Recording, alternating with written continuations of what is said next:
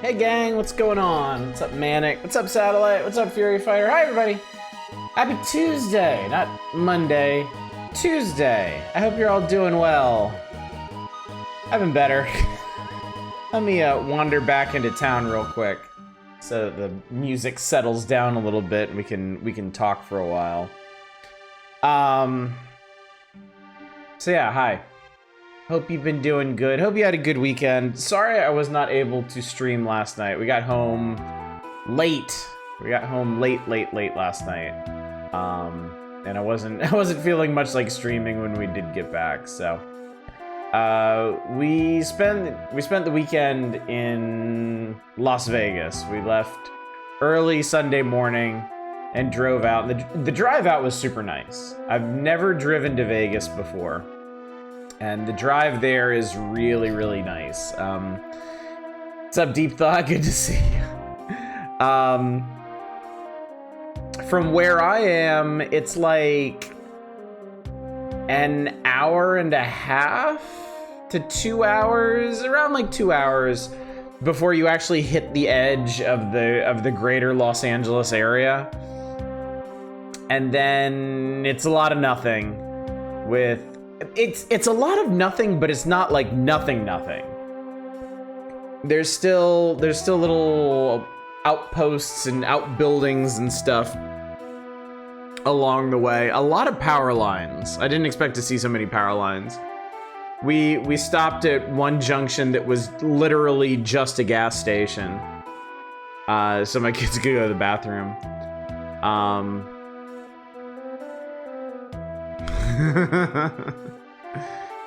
But yeah, it was pretty neat. It's a 4-hour drive under ideal conditions. So we got there in like the late morning. What's up, Bollywood? Good to see you. Thought you lost your PC at the dice table. So yeah, we got there in the late morning on Sunday and took the kids past the welcome to fabulous Las Vegas sign. And then my wife found a really cool place to eat. We ate at a really, really nice sushi place that had an all-you-could-eat lunch that was just, it was wonderful. It was so nice. So that was a pretty big highlight.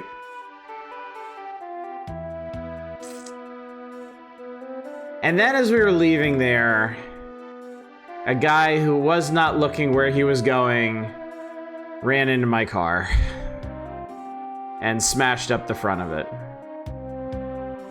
So that kind of put a damper on things. So we went ahead and took care of a bunch of insurance stuff then. And then we went on to the hotel and checked in the hotel. And we walked around and saw a bunch of stuff. And I mean, that was nice. That was nice. We had a really nice hotel room. They actually upgraded us to a suite. So that was, I won't make the obvious joke, but it was very nice. And then Monday we got up, had an excellent buffet, brunch, wandered around a little bit more and had to get out of there pretty soon. But yeah, that was that was the thing. What's up, Dave? What's up, Loader High? Yes, everybody's okay. It was okay. I am real down in the dumps about this, but frankly, in the grand scheme of things, everything is fine. It was a very low speed collision. My bumper is really messed up, but it's you know, it's the bumper. It's not anything mission critical. You know, when her car got hit like 2 months ago, the door wouldn't close anymore. That was a huge problem. It was totally non-functional. Mine is still quite functional. So it's just it's a real, yeah, exactly. It's just a real shitty thing to have happen and exchange insurance info and go through all that rigmarole. So we got back late last night, right? And then today I'm like, okay, I'm gonna leave my car alone. I'm gonna leave it in the garage until we get all the insurance stuff sorted out and I can get it all fixed up right. So I was driving my wife's car today. Going around and doing stuff, and I am not making this up. When I went to go pick my kids up from school, her car died.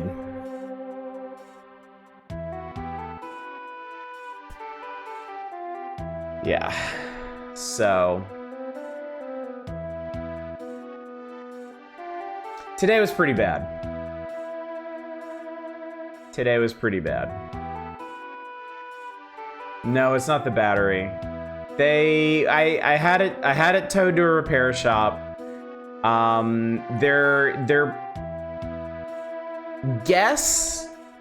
Their assumption is that something's wrong with the fuel system.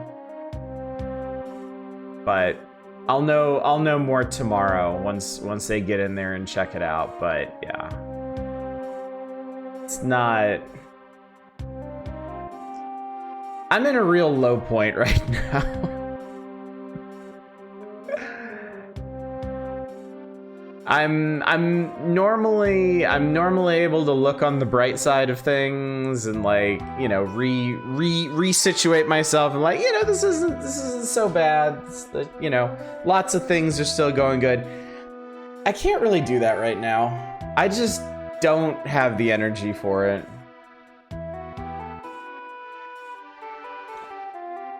So yeah, I was making insurance phone calls about my car and searching for a new job, and then my wife's car died. So yeah. Hey Chaos, what's going on? Good to see you, buddy. Glad you're here. Kind of thing that makes you feel like the universe is out to get you.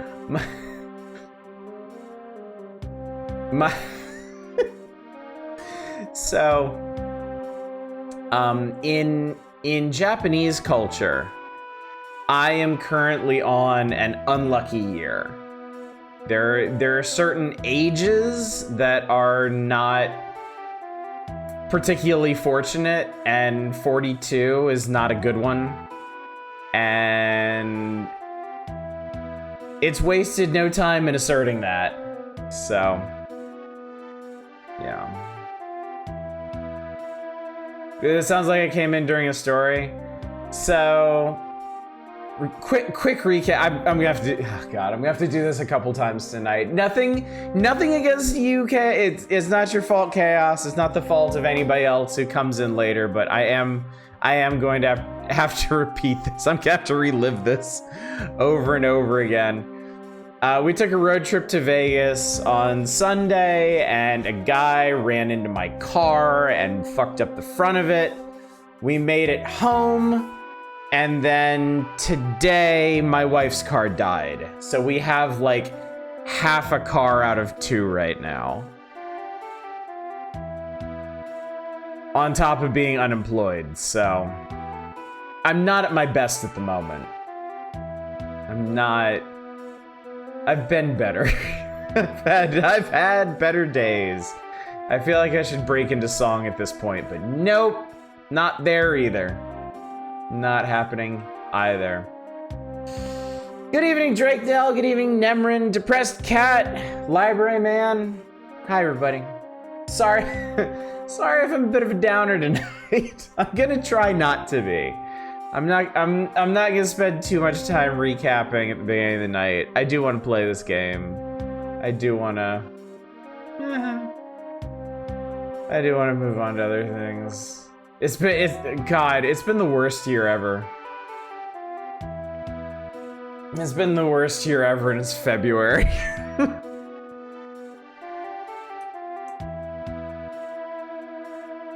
So yeah, this round's on me. Thank you, Fury Fighter. I appreciate it.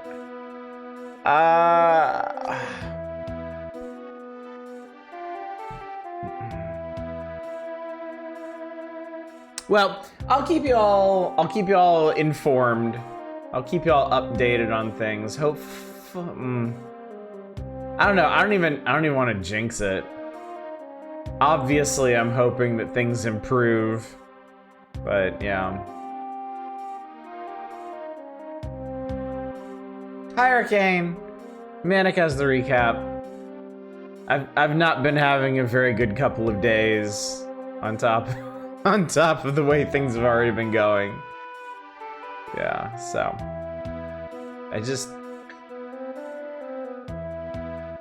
I imagine I want to imagine tomorrow, or maybe Thursday, or maybe Friday, or maybe this weekend, I will wake up and I will feel better about things. I will feel like things are on an upward trajectory and that everything's gonna be okay.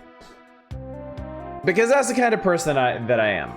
Bad things happen and it hits me real hard. I don't handle things well. I admit that. My wife handles things from the onset a lot better than I do, and I'm really thankful for that. She's helped me get through all kinds of things and everything right now. So, eventually I'll be able to spring back and I'll be like, this isn't so bad. That wasn't so bad. Everything's fine. Everything will be fine. But when stuff stacks up like this, I can't do that. I want to do that. I've tried to do that. I just don't handle it that well. Been waiting for that kind of morning for a while, yeah. Sometimes you try to have a little cake to make yourself feel better and then the world slaps out of your hand. I just wanted to drive a car, man. All the cars I touch now just break. Maybe I should get a bicycle? I don't know. We've all been through struggles together here and we haven't shared them. That's very true. That's very true. Yeah.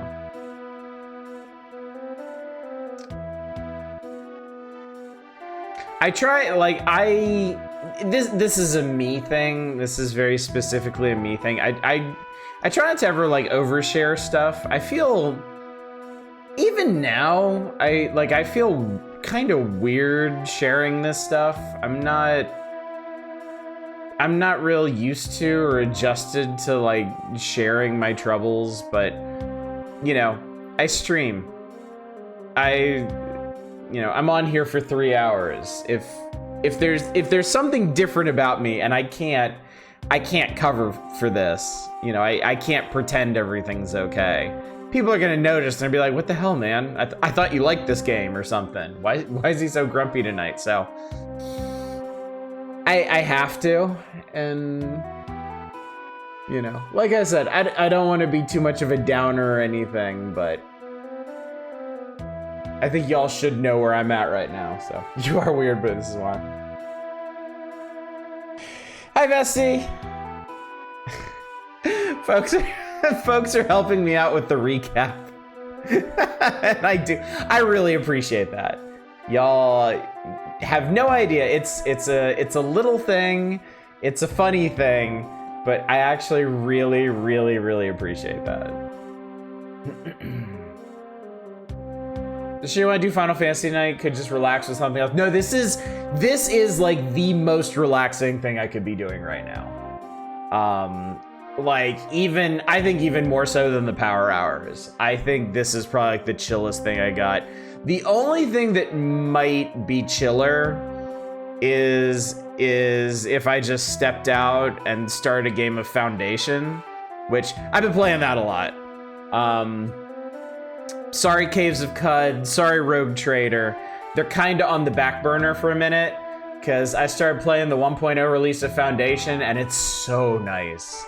It is so nice. Nice little medieval style frontier village builder with no failure state and customizable buildings. Oh God, just rub that all over my body.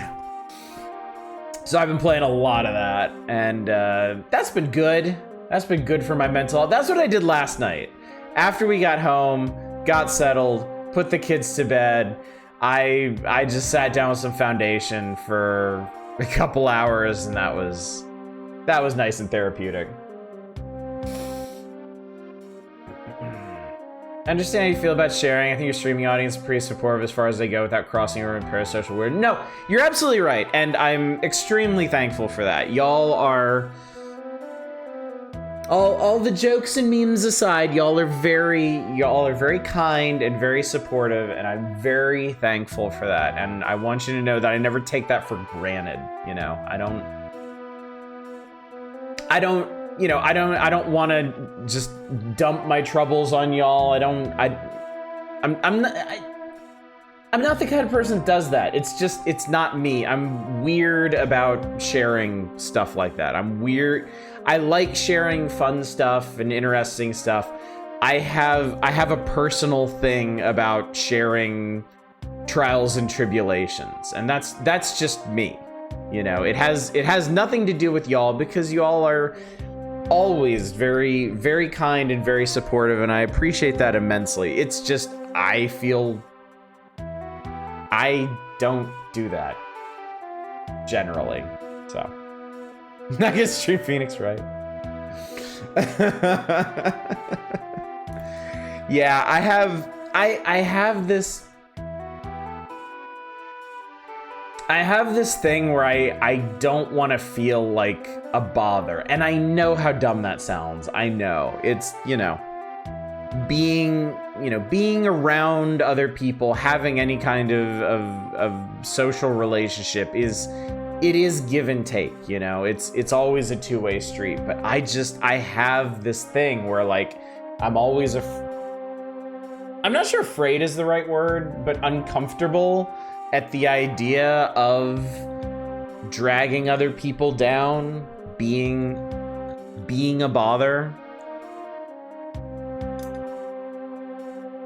And it's dumb, and it's weird, and I don't like it, but it's one of those brain things. It's in there, and if there's a way to get it out, I don't know how that works, so.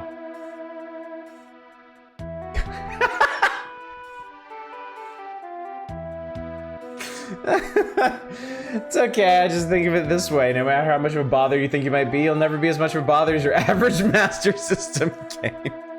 You know what that might be? That might be the first step on the road to recovery there.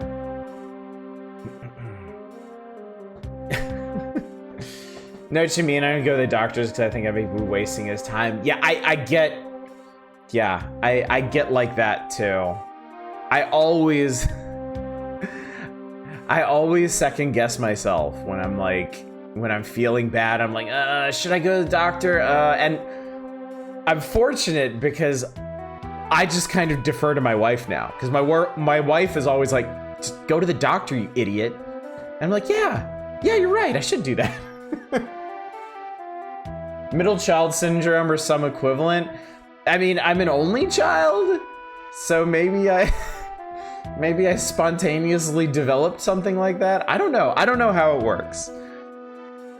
I've never really explored that too much. It took me a long time to come to grips with the fact that was a part of me, that I have trouble sharing my troubles because I don't want to be trouble. So, but I think in a way I've also come a long way on that too. Like my wife has helped me with that a lot. I can share everything with her, and that makes a huge difference. And streaming, I kind of have to share things by default because it's impossible for a person like me to hide any strong emotions for 3 straight hours. So, yeah, maybe it's a sort of therapy. Maybe the system's working. I don't know. But anyway. We've already dwelt on this longer than I intend to. I know, ew, emotions, gross. We've dwelt on this longer than I intended to anyway, and I will say once again, thank you all. Thank you all so much for being here and listening to me and humoring me when I have troubles to share. It does actually help me a lot, and I appreciate that a lot. So, but I think that's enough for tonight. I'm sure I'll have more tomorrow night as situations develop. So let me remind you all of how the schedule's gonna go this week, and then we'll get back to Final Fantasy, because we got some really cool stuff to do tonight. And I'm pretty sure once we get started with the cool stuff, that's gonna wipe all the traumas and stuff from my brain, and I'll be in a much better place. Thank you, Bollowork. Thank you, Manic. Tonight is Final Fantasy VI. What we know now is the Final Fantasy that we're playing right now. I know. I get to play it. It's great. Hey. I decided I was kind of thinking that maybe we didn't need to democratize this playthrough anymore because we're already far enough in. There's a particular breakpoint coming up in a couple nights that I was thinking about running the vote until, but honestly, I just want to play this. So I went ahead and dropped the voting obligation. So let's all just enjoy this ride. Tonight will be Final Fantasy VI. Tomorrow will be Final Fantasy VI. Power Hours will be back on Thursday. We need to finish November, right? Yeah, we need to finish the November issue on Thursday. And if we do that, we can start the December issue on Saturday. And then Friday, right in between, is going to be the February Community Night, where we're going to be playing a bunch, if not all, of those cool-looking chaotic destruction games y'all picked. Not gonna lie, I've been mad if it got voted down towards the end. With RPGs, my general policy is going to be to run a democratic playthrough only for like 2 or 3 weeks until we really get going and get into it, and then dropping the vote. Because yeah, it would be absolutely nonsensical to play an RPG up until like the last dungeon and then let a vote decide to end it there. Like, that just doesn't track. So yeah, democratic playthroughs of RPGs are basically just going to be voting until we've established that yes, people actually enjoy this. So, and in this particular case, we're most of the way there, and I'm just going to fill in the gap myself because things suck right now, and this game is major comfort food for me. So, yes, the too late, you're stuck now point. Exactly. Not all games are going to have these, certainly. And then there'll be special situations like my offer to play through the entire Dragon Quest series. That would be a democratic playthrough until y'all end it, because of the nature of the offer there. Yeah, nonsensical, but also very funny. So, okay. Final Fantasy VI, welcome back. Quickish recap. Empire bad. Empire is taking these magical beings called Espers and turning them into magical fuel for their Nazi war machines. And we don't like that, because our friend Terra is part Esper, kind of an Esper, something Espery. So we've come here with the help of dashing Sky Gambler 5 Aces to the home of the Empire itself. We're gonna head to the capital, and we're gonna see if we can get in their not-so-secret Magitech facility and find out just what exactly the hell is going on there. We do have a neat new ability, neat new technology, which is Magicite. As it turns out, you cannot fully transfer the magical powers of an Esper by juicing them. you have to kill them proper-like, and then they leave behind a very shiny Christmas-colored gemstone called Magicite, and that allows people to channel their magical powers directly. So, we got a bunch of Magicite from some Espers that weren't using themselves anymore. And we've assembled a crack team of Locke and Sellers and Bert and Kronk to infiltrate the Empire and get to the Magitech facility. Good evening, Ms. Roy. Good to see you.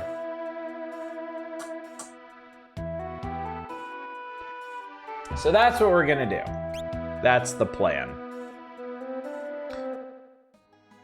Oh shit, immediately stops juicing Magicite. Actually, I'm trying to remember. We can go back on board the airship. So let's take a little peek-see around here. Let's have some refreshments. So that's a full heal, restore, whatever. Five Aces has a shop on his ship. Because why wouldn't you, I guess?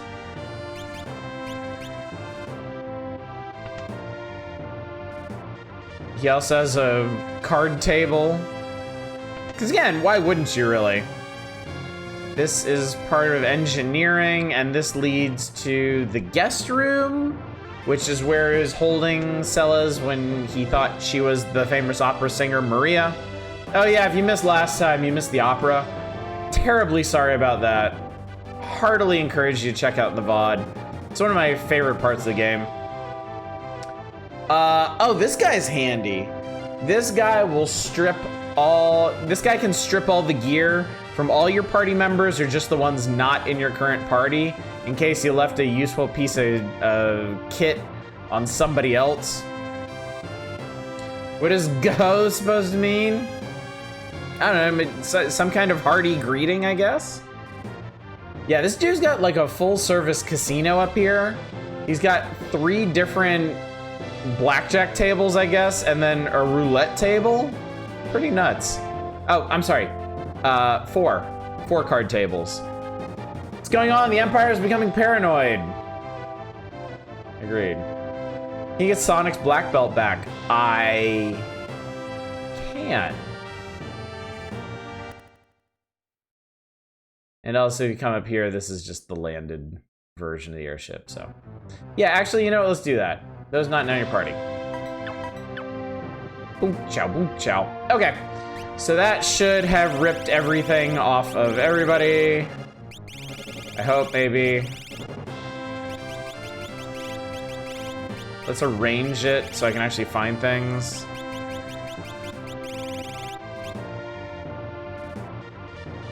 I don't think that actually got the black belt back. Because I don't think he's an actual party member yet. He just comes and goes with the breeze or something. But we did get a bunch of stuff. Running shoes, Atlas armlet, that's fine. Sprint shoes, hyper wrist, Atlas armlet, sneak ring, gauntlet hero ring, all that's fine. Let's see if we can optimize anything. Yeah, we got an extra headband. All right, that's fine. Dang it, Sonic.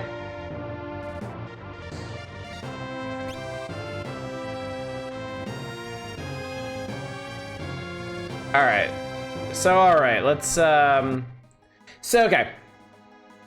This little town here, what's this one? This is Albrook. There are 2 other towns on the southern continent, Tizen and Miranda. We could go visit those, but I don't think that's really necessary. So I'm just gonna get attacked, like, immediately. We're gonna fight Ralph and the Joker.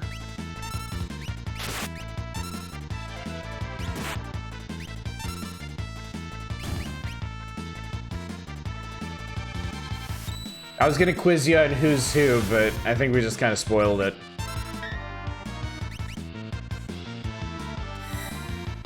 Doink.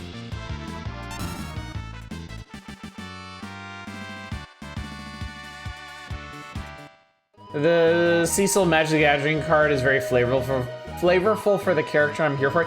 Doesn't it have? I didn't really look at the Final Fantasy Magic cards that are coming.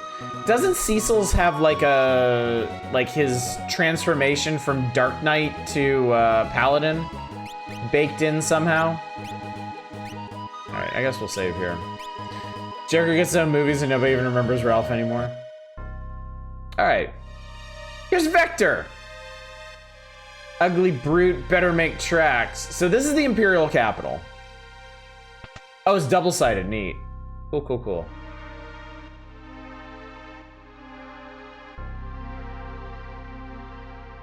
Guess I'll stay here and volunteer to be a soldier. In the army that destroyed our village, what about your promise to begin anew in Miranda? Not sure this doesn't seem very... This seems very odd. It's on the house, have a snooze. I wouldn't suggest doing that, chat.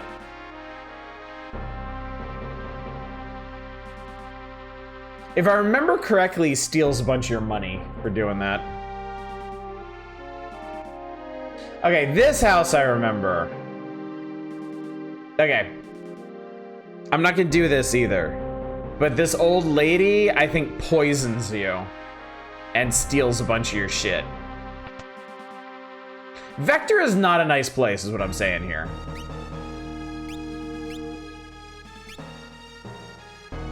They do actually show Sonic in the list of characters at the bottom, but yeah. I'll my gift package my local game store owners having me send you a little bit of 40K. Are you sure, Fury? Like, seriously? That is... Jesus. That's terribly generous of you. So Cecil card, you turn around when he triggers. Half your life totally turns to Palestine. That's really cool. Oh, thank you so much. I really appreciate that. That's really cool. General Celis turned traitor. Why? The other side's sure to lose. Sid, the director of Magitech Research, is a genius. He gave my child the gift of cure magic. All right, to the shock of absolutely nobody, there is a Sid in this game, but we had to make it about 10 hours in before we even heard any hint of him.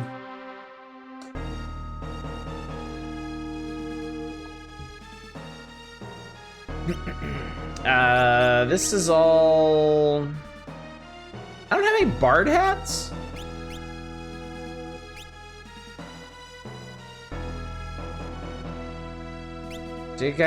Man, I put all this good shit on Sonic and then never got it back. Christ. Send you an Aegis Sigmar minifig. You'll need a glue from, for the leftover prank content I missed. He gave me the... Well, okay. I am... That's interesting. It's equal to... What is he wearing that's equal to that? That's weird. Oh, it raises your MP a little. Oh, okay. That's kind of neat.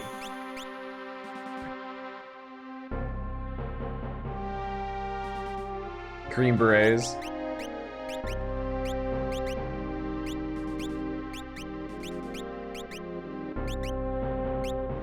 You know what? Hang on. Let's take this off of him. Let's put the Bard's hat on Celes. And then let's optimize him. They're all wearing green berets. We got so many green berets last time. It was just nonsense. Absolute nonsense. These guys are probably bad news. Magitech Research Facility, no entry. Okay. We'll talk to that guy in a second. I'm trying to remember what else is here. And Cure! Thanks, kid. Currently building Soulblight, Gravelords, vampires like vampires. Vampires and vampire cord skeletons and 20 skeleton soldiers. That sounds like a party. General Leo refused a Magitech infusion. He's a warrior's warrior. That's interesting. Cafe. General Leo's a good man. Compared to him, Kefka's a... Oh, what am I saying? Kefka's a piece of shit. We all know that. Interesting banner design. I've always thought the Empire's banner design was really, really curious. Your returners? Not a problem by me. Should I tell you something neat? Sure. All the soldiers in Magitech Research Facility can use magic. That Professor Sid is truly a genius. Here's one for you. That guy Kefka, he was Sid's first experimental Magitech Knight. But the process wasn't perfected yet. Something in Kefka's mind snapped that day.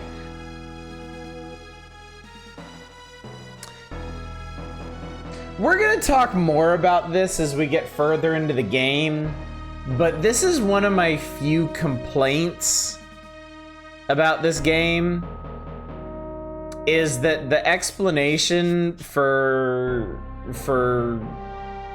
Kefka being so evil is basically science-induced mental illness. And I take a little issue with that. Like, I feel like that kind of concept played better back in the 90s.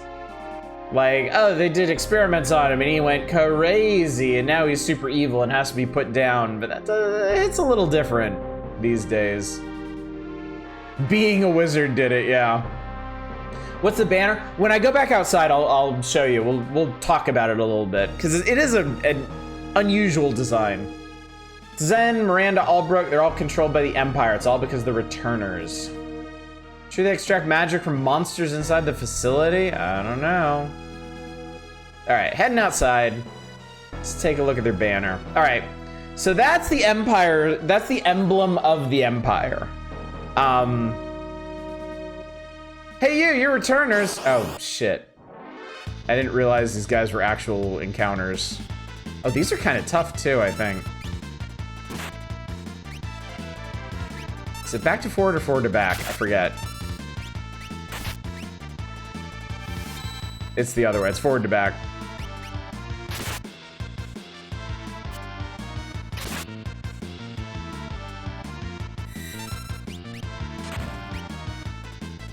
Part of the problem is these guys don't take a lot of damage. Oh, you know what? They're probably weak to magic.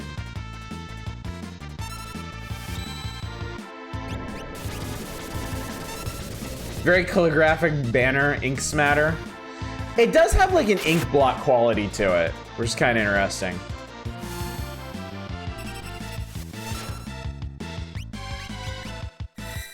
But I feel like a lot of like authoritarian, like fascist aesthetics value like symmetry and hard lines and stuff. And in Final Fantasy VI, the Empire's emblem is kind of the opposite of that. It's asymmetrical, it's flowing, it doesn't really resemble anything in particular. I always thought the Empire's oh, that's right. If you get into a random battle here, you kind of have to, you say danger, danger. You kind of get shunted out. All right, so let's see here. All right, Celes is at 108 HP. What does this kid's cure spell do? 1 point.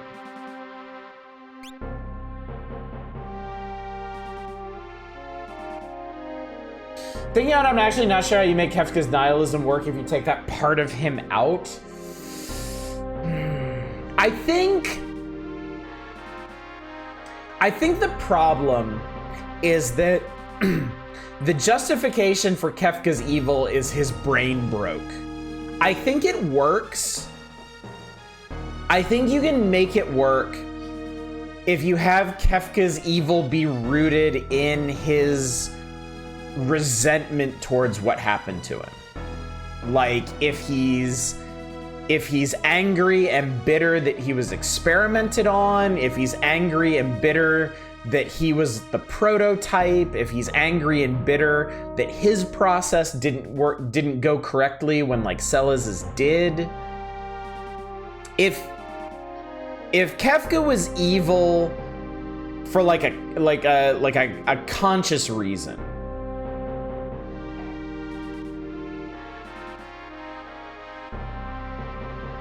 I'm trying to remember.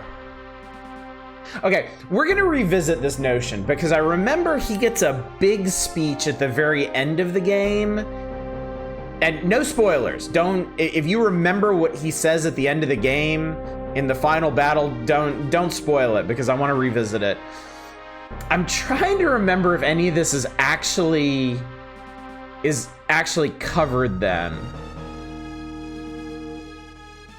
But yeah, that's my problem. And like I said, it's like my only major problem with this game.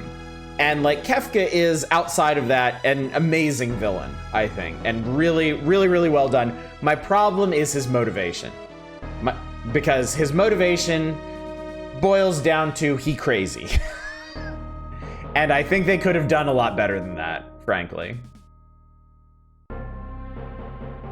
Like just he crazy because. Give him Kefka. Ultimately doesn't have a whole lot of agency in the story because of that. And that's where I feel like it kind of falls down.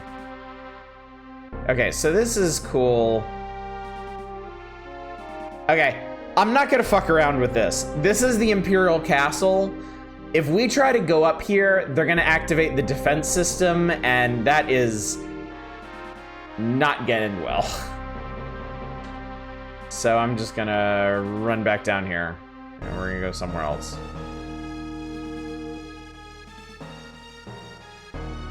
Let me get out of the danger zone here. The castle was just a pile of metal. Or he was already evil in the process. Destroyed was his inhibitions and impulse control. Yeah. Couple villains like that last idea in Gundam X. They want to start a massive war because they are the inferior artificial psionics compared to the real ones who are made to participate in a war that never ended up happening. I think I kind of like him more as a force of nature, can't be understood or reasoned with. Yeah, but it's a hard thing to do right, and I don't think this game necessarily does it right. I think if you want to do somebody who's like just inherently evil and like a force of nature, I think you need to explore like their childhood, their upbringing, their origins, where they came from. I don't think it feels like a cop-out to be like, yeah, we did evil science on him and it made him evil. You know? Again, they still got a great villain out of him. It's not a huge knock against the game. It doesn't come up all that often. He does what he needs to do. He's evil. He does evil things. He provides an excellent antagonistic force, and him just being like bug fucking sane really helps amp up the stakes later in the game. But like we've discussed so many times on here, if you love something, you can criticize it. If you love something, then it can stand up to analysis and review. So I criticize Final Fantasy VI because I love so many things about it, and I can see places where it could be better, you know? All right, I'm a returning sympathizer. I've heard of you. Gasp. While I distract the soldiers, climb onto the steel tower from this box and enter the facility. All right, let's do this. Yes, we're ready. Let's do this damn thing. I love this guy.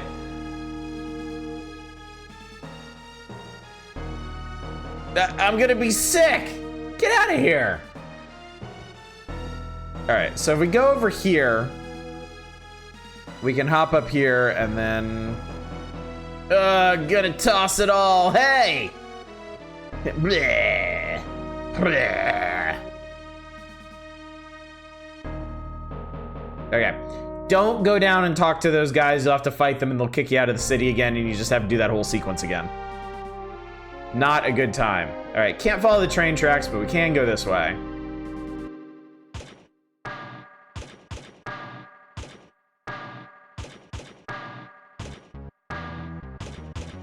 Another one of the tracks in this game that I absolutely adore.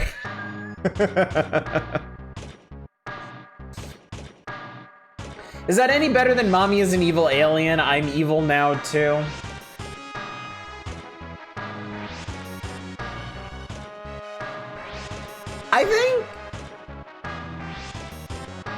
I think if you're looking at the origins, if you're looking at the root causes, I think Final Fantasy VII is actually more interesting. Because Jeneva is like... I don't think you ever get a breakdown of why she does what she does. She's just like, she's an invasive force. She's a parasite, you know?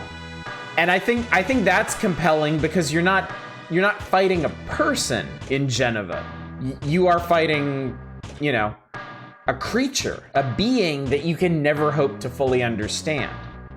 All you can get from Jeneva is what you get from Sephiroth, who isn't even fully Sephiroth, who's like an extension of her. We talked about this last week, and I have trouble following the whole thing.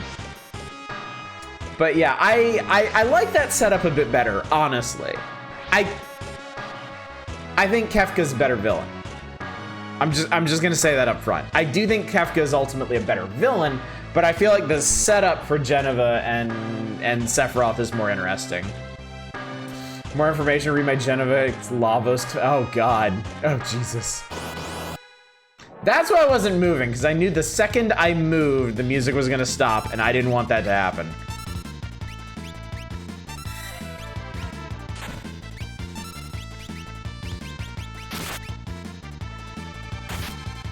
Oh crap. Oh crap. God, these things do a lot of damage.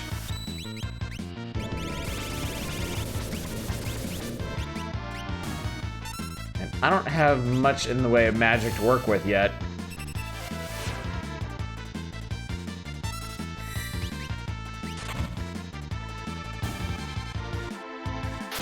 Whew, okay.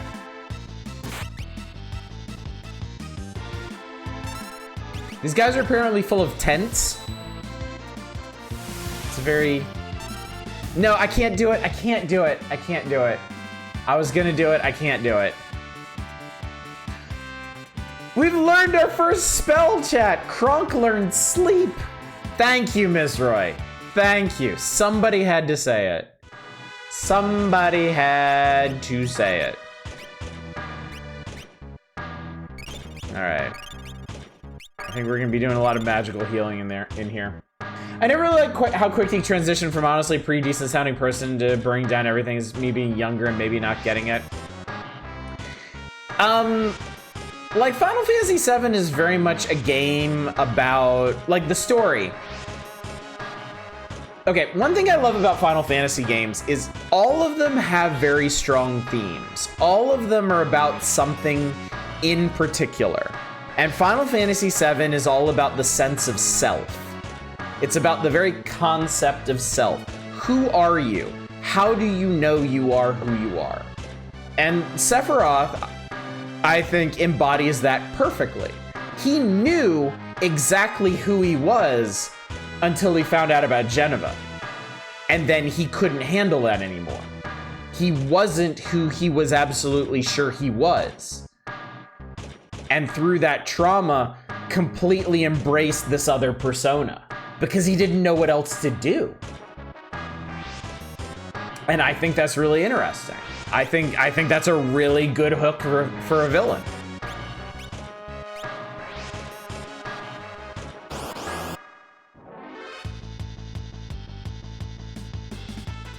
I think that's another, like, if we really want to break it down, that's another kind of missed opportunity of Final Fantasy VI, because I mean you might have picked up on this already, but the theme of Final Fantasy VI is loss and coping with loss, and I feel like they could have done a much better job like tying Kefka into that theme, but he's really he's really just ultimately like the agent of loss, like the vector by which loss is inflicted upon people. I think loss, if they explored Kefka's own loss and how that helped form who he is, I think that would have made him a stronger villain and a stronger story. The secondary theme of Nazis are bad. I mean, you can never go wrong with the whole Nazis are bad thing. It's tragically, it's a reminder that must be made constant. Kronk can start working on his counterpart, real shit.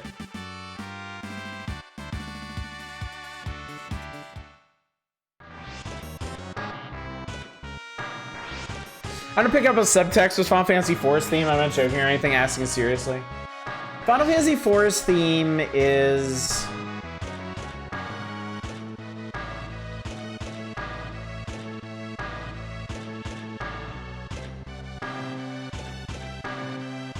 I think 4's themes are rooted in trust and betrayal. Like the game opens with loyalty. Yeah, loyalty, trust, betrayal. I think those are all the major themes of Final Fantasy IV. It opens with Cecil, you know, going against the orders. Redemption, yeah. Yeah, I think that fits. Yeah, definitely redemption. Yeah. Cecil rebels against the orders of his kingdom. He's betrayed by that kingdom when he's forced to burn down the village of summoners. Kain obviously has a whole lot of betrayal going on and mixed loyalties.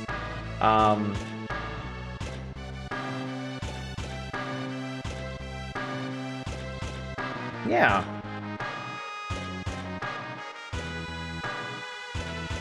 Okay, so I know you can climb into these pipes, but they're usually like a one-way trip. Edge's family, yeah. Definitely Edge's family. Okay, so the Magitech facility is a big maze. It's a big maze full of like one-way trips. So if you want to get everything out of here, it's a bit tricky and you're gonna get attacked a lot, unfortunately.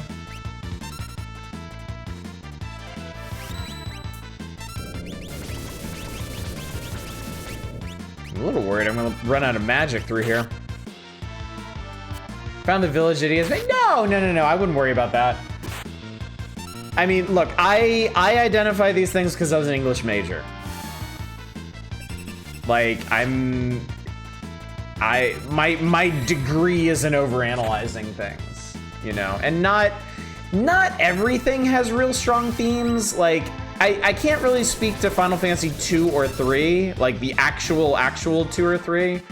Final Fantasy 1 doesn't really have any strong themes that I can think of. It's a pretty... Okay, Kronk learned Mute, cool. It's a pretty straightforward fantasy story. Yeah, 4's theme is like loyalty and redemption. Sorry, I've been through 5 once. I don't remember the story clearly enough to really comment on its themes. 6's core theme is loss and coping. 7's is identity and the self. 8's...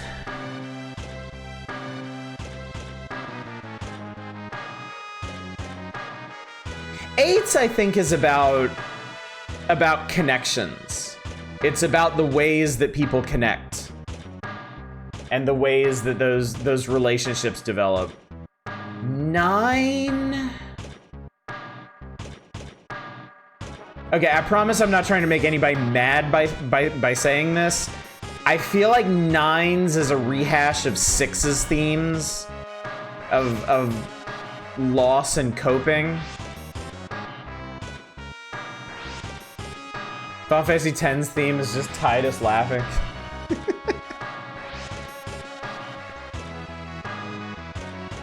10's. 9's theme is rebellion.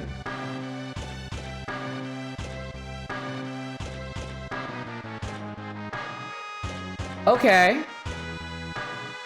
Okay, yeah, I think you're onto something there. Yeah, I could see that. I could definitely see that. 10's theme is daddy issues. 10 could be family too. I mean, I think 10's is about...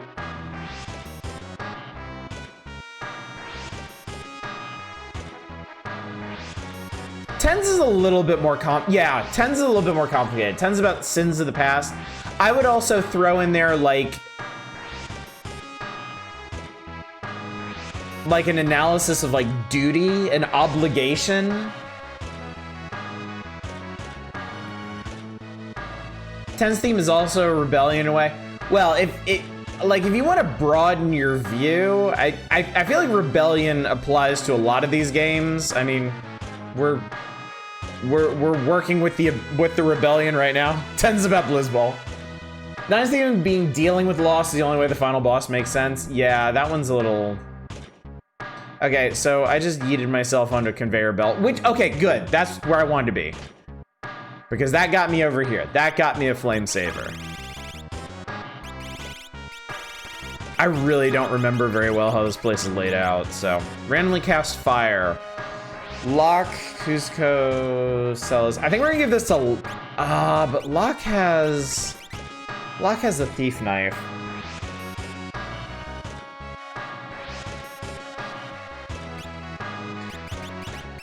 What kind of difference is this gonna make? All right, that's like a 20% increase in battle power for him.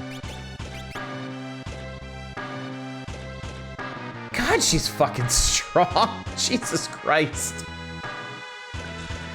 All right, I'm gonna give it to her. Let me check their Magicite real quick. Stray, Siren, Kieran. I'm sorry, did I not give you this one? Am I losing my mind here? How you doing on this? All right, we're gonna do a strategic reassignment here. I'm gonna give the attack magic Rama to Locke, so he has more to do. And we'll give Kieran to... I mean, it's not gonna do her a ton of good, but she can work on Kieran too, at least. 10 is more about self-discovery and following your own path. Theme separate from the overarching feeling of religion being bad in Final Fantasy X. Yes. Religion...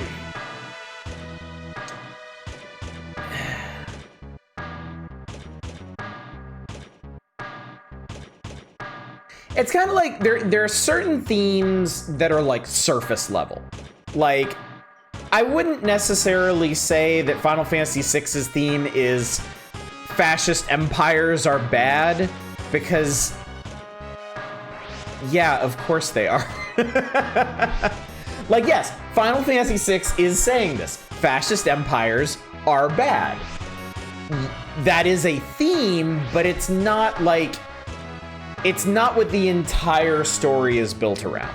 You know, it's not what all it's not what all of the characters, their backstories and their character growth, it's not what they're built around. You know, they're built around loss.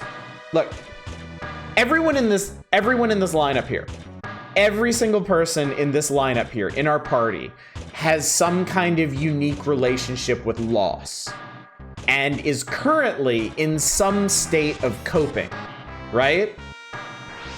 Yeah, they all hate the Empire. They're all fighting against the Empire, but the really interesting story element is their relationship with loss.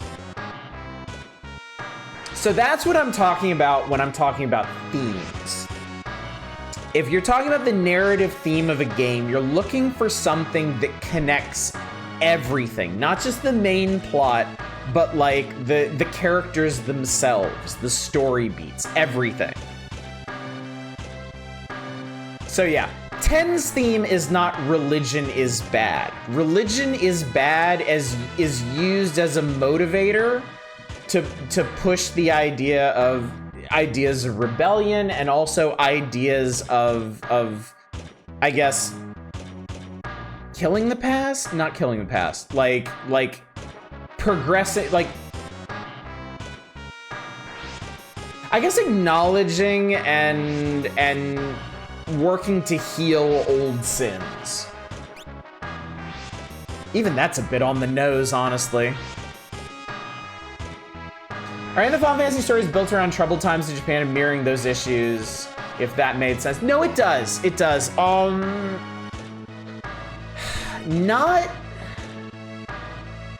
any of the ones that I've played, really. I can't think of any like that. God damn it. Crystal Chronicles? Okay. I've never played Crystal Chronicles, so I will have to take your word for that. Alright, we're gonna zap the fuck out of these guys. The theme of this battle is zapping the fuck out of these guys.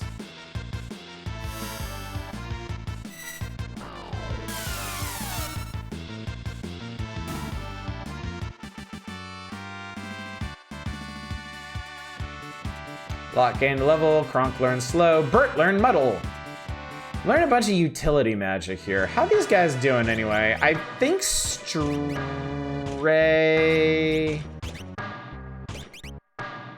Okay, he's getting there. I think Siren might be... Okay, yeah, we're almost done with Siren.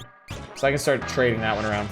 Originally itself isn't the important angle, it's just part of the past that you have to separate from. Yes, exactly. Exactly. All right, so we're gonna dump ourselves out on this particular conveyor belt. Got us an X potion. Where does this go? Oh, that takes us, okay. Some of the environmental pixel art in Final Fantasy VI is a little bit difficult to parse. This thing right in front of me is an elevator. I'm not gonna use it because I don't need it at the moment. But if you wanna return to the upper area, that's how you get there. So to proceed here, we're gonna have to go left on the conveyor belt. And man, I wish they had some other enemy lineups besides this, because this is getting old. 10 is about breaking free of destructive patterns and moving forward. I think that's a really good way to put it. I think that basically nails it.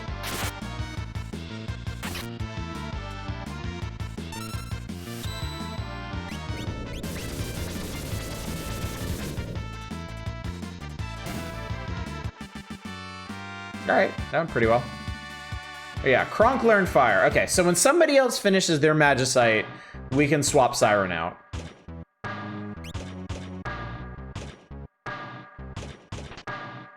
Thunderblade, okay, cool.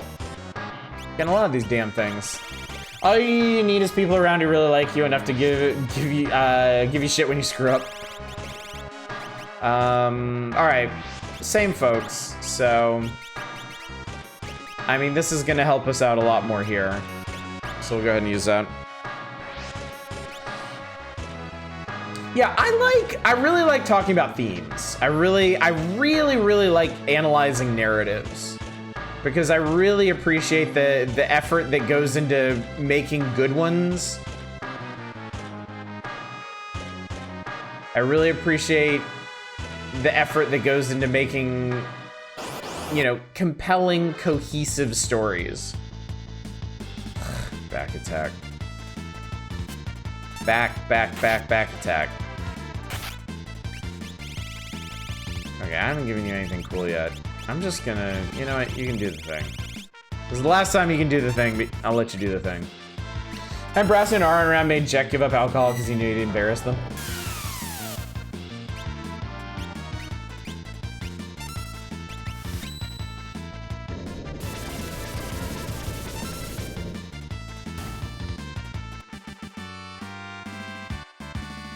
It can also, I'm just gonna put this out there.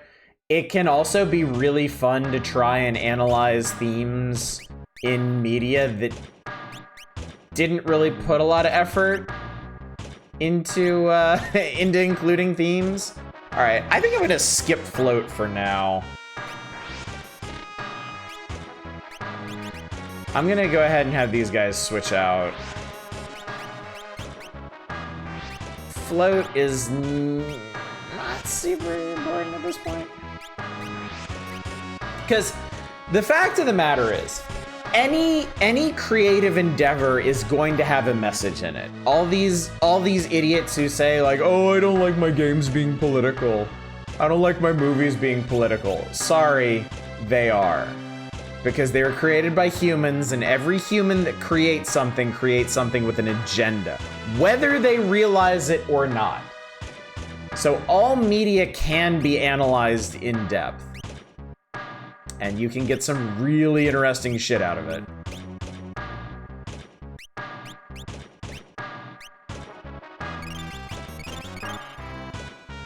Ten has a lot of great characters looking back. It has... 10 has one of the strongest casts, I think. I really processed that before I said it, but I mean it. 10 has one of the strongest casts. Okay, I found a secret. I hope I need this. Oh, proto armor. These could be bad. Yeah, that's bad. Trying to think of anywhere in this game where float is needed. Anybody who is going to quake you. Because at this level, Quake will fuck a party up.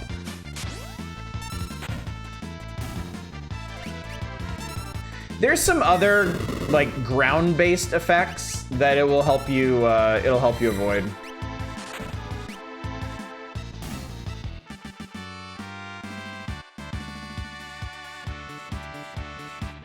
Hey, Bert got a new sword tech that we're probably hardly ever gonna use. Isn't that exciting? Blizzard. Zephyr Cape. Okay, I think the Blizzard is another sword that I can't use right now. Yeah. Go down Terra or Cusco. Zephyr Cape. Dodges attacks more easily. Increases your evade and your magic block, so this should actually work. This should actually do a thing.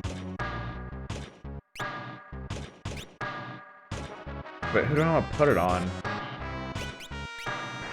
I think we'll swap out the sneak ring, because I'm not real super into stealing stuff right now.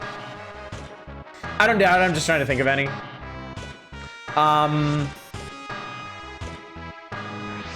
There's at least one battle I can think of late in the game that is super trivialized by having everybody with float.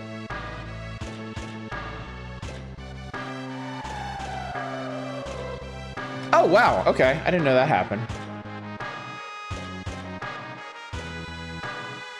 Man, I did not remember going through that at all. Yeah, Cella's is strong because she's using the gauntlet. She is just smacking the shit out of things.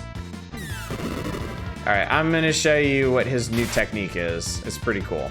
Oh, that's probably gonna kill somebody. Oh, or not. That will, though. All right, never mind, lol. What the hell are these guys doing? They are fucking going off.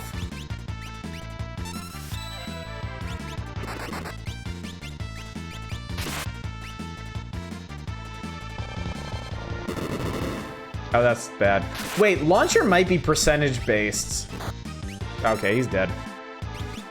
Tech laser isn't, though. Okay, so you need to cure yourself, and then we need to get the fuck out of here.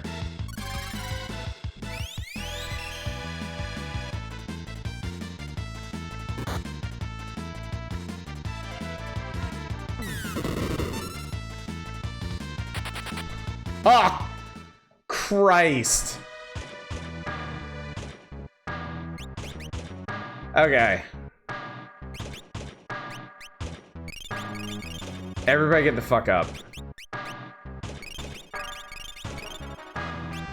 Yeah, I don't want to do that again. God, exploring this place is scary. It's big. The problem is the Magitech facility. Fuck. No. No, veto. Not doing. Cool. Yeah, it's got a lot of, it's big and it's got a lot of stuff, and you can't come back here. I already have some of those. Is this a save point? No, it's not. Gold shield, okay. I know, missables. Missables. It's so painful.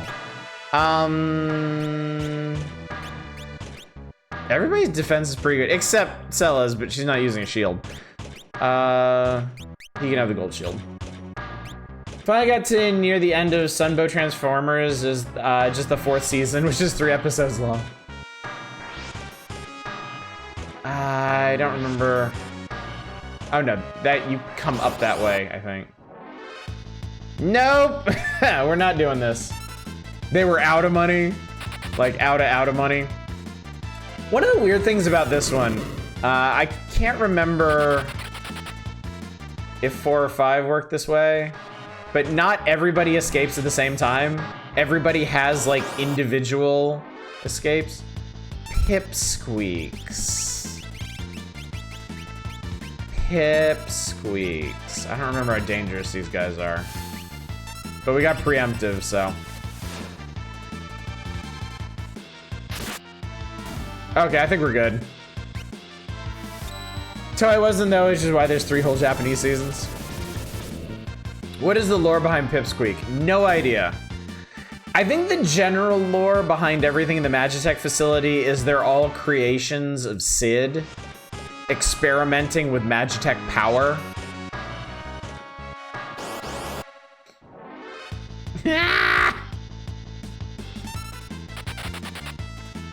Like the proto armor, this is gonna sound dumb. I think the proto armor is supposed to be like prototype Magitech armor. I don't know if it's a prototype for more advanced Magitech armor or like the original versions of the Magitech armor that we've already fought in the game, but yeah.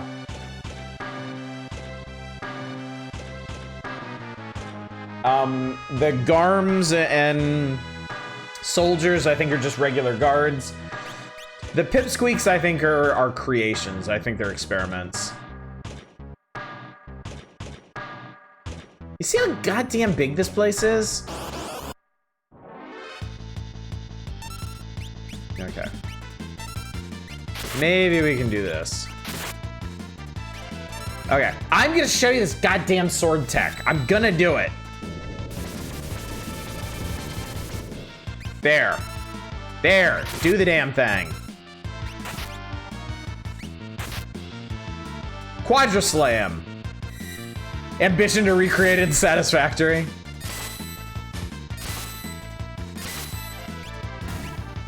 Super impressive, right?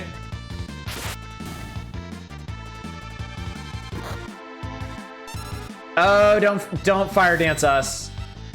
Oh god, did he just fire dance us? Oh, you son of a. Oh no. Oh no. Oh no!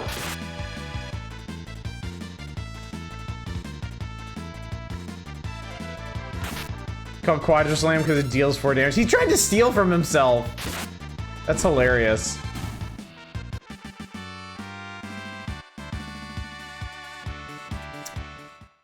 Ain't going well, chat. Alright, we're out of Phoenix Downs. Anybody else who dies stays dead.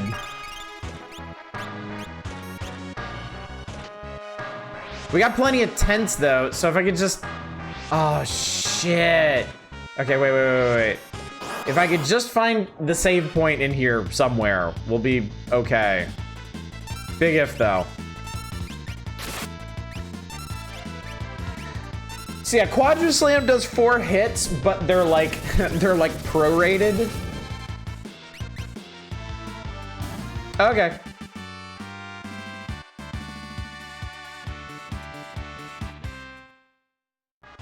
It's getting grim.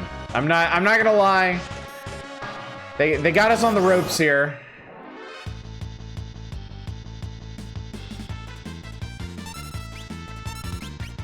Just do it. Just do the thing. Just do the thing.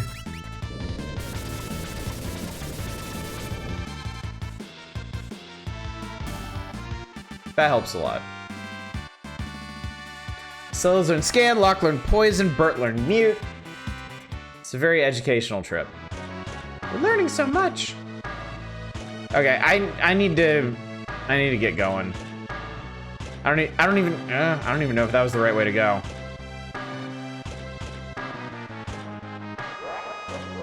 Oh, it was. Holy shit. Okay, cool.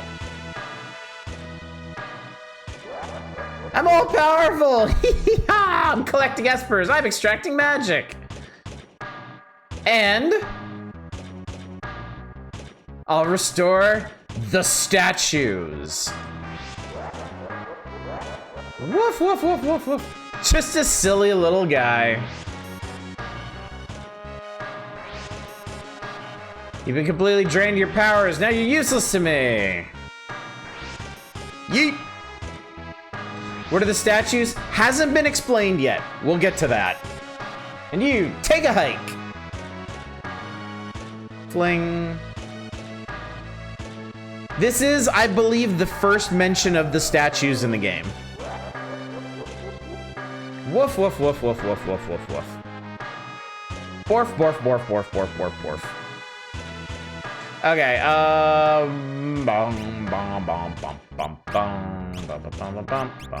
nope, not you. Alright.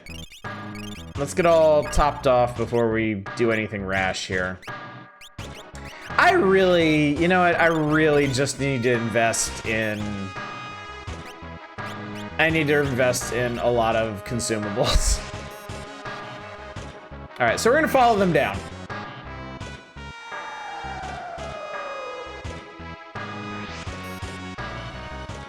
It's fine, everything's fine. There's a door here. There's a save point. So I guess I just wasted all those consumables. That's fine. That's okay. Have his little sleepy sleep. Bert's tent is blue with a little... It looks like a trident on top. Curiously enough. Hey, free dead bodies. Whoosh!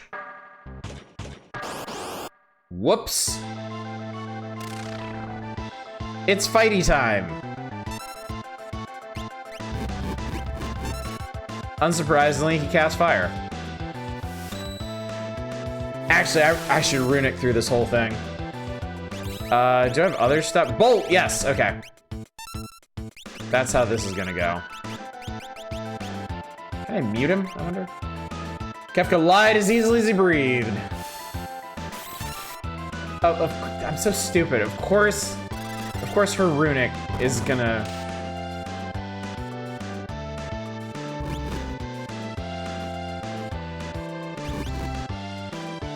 Well, don't have to worry about that anymore.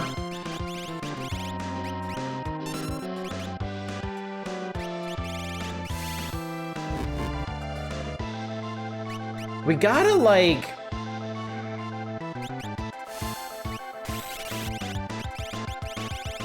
Actually, I think we really needed her for this. Or, no. Well, maybe.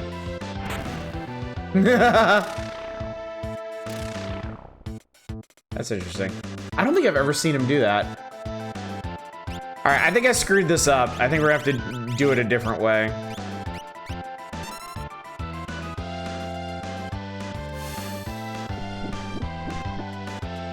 Yeah, because none of this stuff actually works.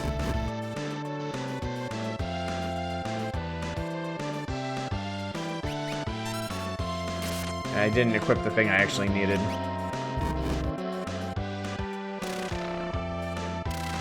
Oh wait, maybe this will be okay.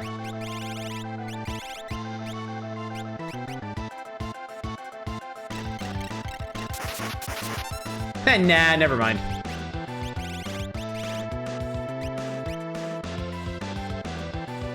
All the people with the spells I need are dead. Because almost everybody's dead.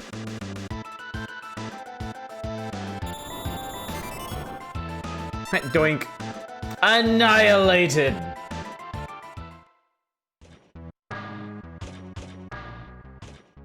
Sad. Sad man, sad. Okay. Okay. Okay. This will be fine.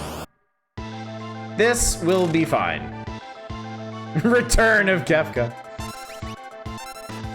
You can try stealing from him, I guess. Alright, we gotta use the right magic on the right guy. He doesn't have anything. Oh, that's gonna heal him. Crap. Can we sword tech him? That's what we need. That's what we need. You don't... You're just gonna have to hang out. He'll pay good money to get annihilated by Shiva. Alright, I need to make sure this isn't gonna transition him. Nope, that didn't. Okay.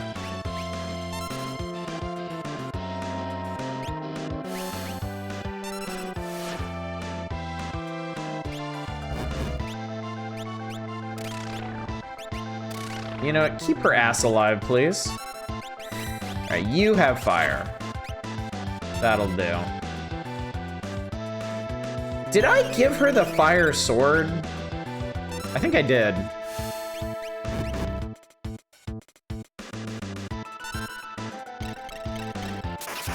Ow. Yeah, I did. Cool, good.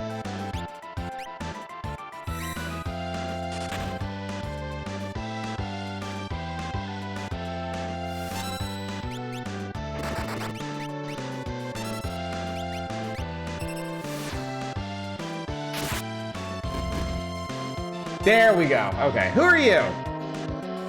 I sensed a kindred spirit. You have Rama's power? Wait! We're Espers. Yeah, gathered that.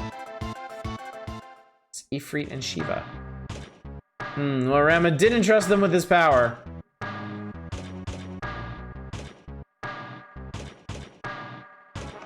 They drained our powers and they threw us away to... We haven't long to live. Are you kidding me?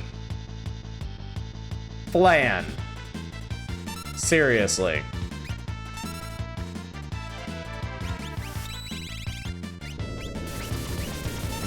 Flan. Can't be Flan. Fortunately weak to fire. Oh, you guys are immune to lightning. Ramen doesn't do shit.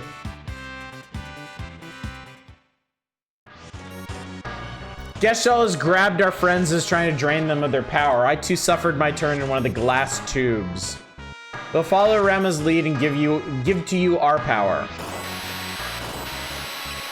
Our friends are all gone. We haven't much time left. No choice but to entrust you with our essences. Alright, we got Ifrit. Then we got Shiva. Alright, these are good ones. Let me see if I can get Locke back up.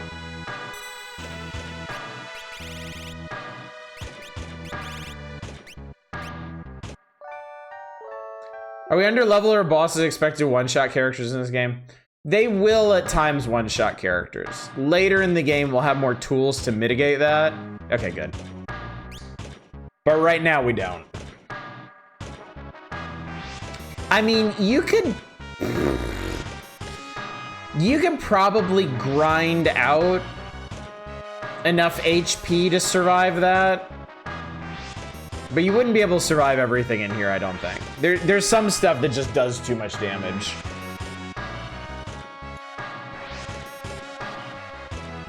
Older RPGs, I think, were balanced with the idea that you would have a lot of consumables. Like, they kind of expected you to die a bunch. Alright, on Siren... I mean, he's most of the way there anyway. So I'll let him finish that.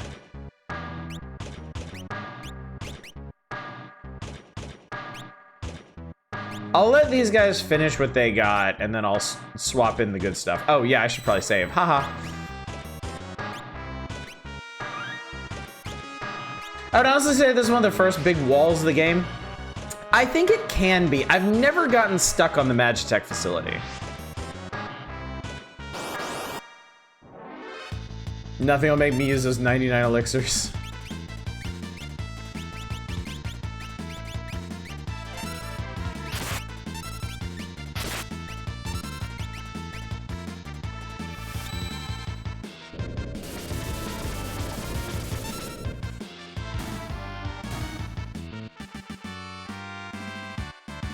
I'm trying to think where I actually get stuck in this game.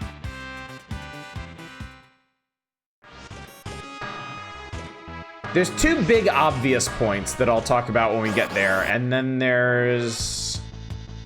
Ew. What's your deal?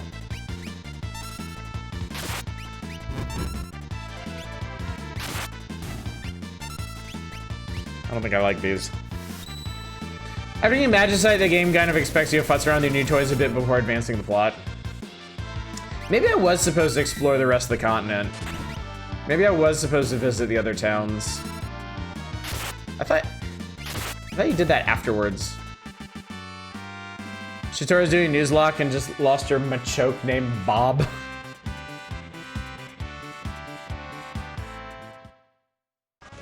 Bert learned fire. I don't think that was the last one, was it? Oh no, he's done. Great. He's done with Siren.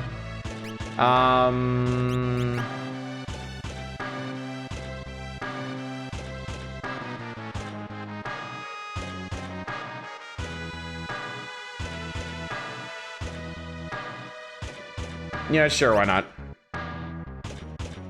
Love some Rasp or Osmos. Essentially the same thing, just different targets. Here we are. Magitech Research Facility proper.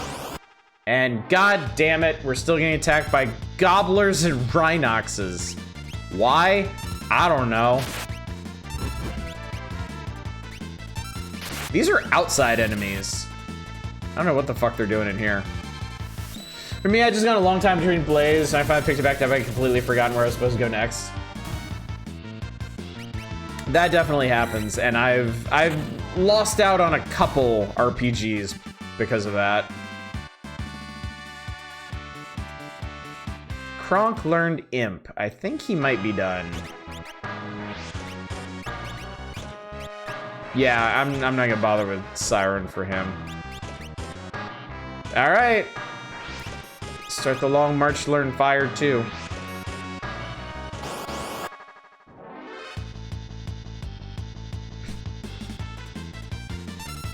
You really want me gobbling?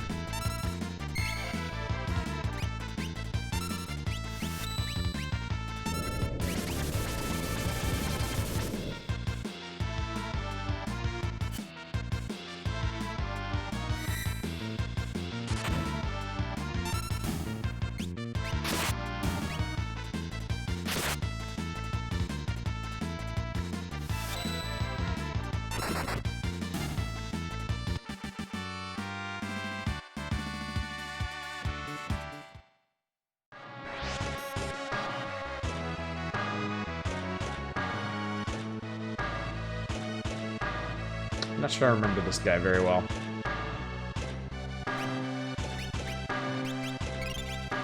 We're in pretty good shape right now.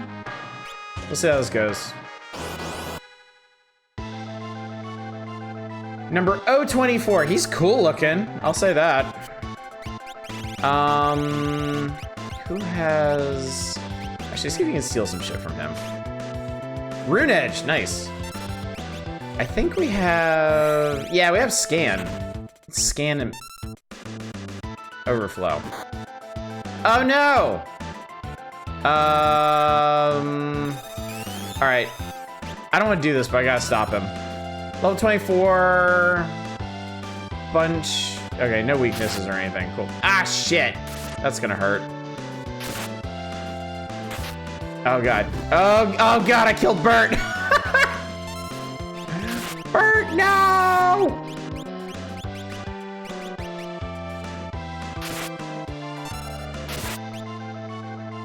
Wall change. Oh. Oh, okay. So this guy has variable resistances. Like, what the hell is he doing? Ouch.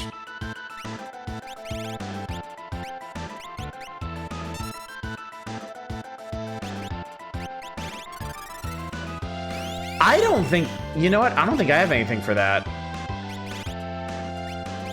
Because I think that means he's on like Earth Element?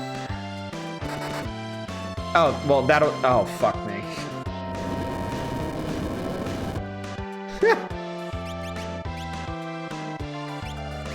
Alright, well I guess I could just smack him. Except our weapons are elemental, of course.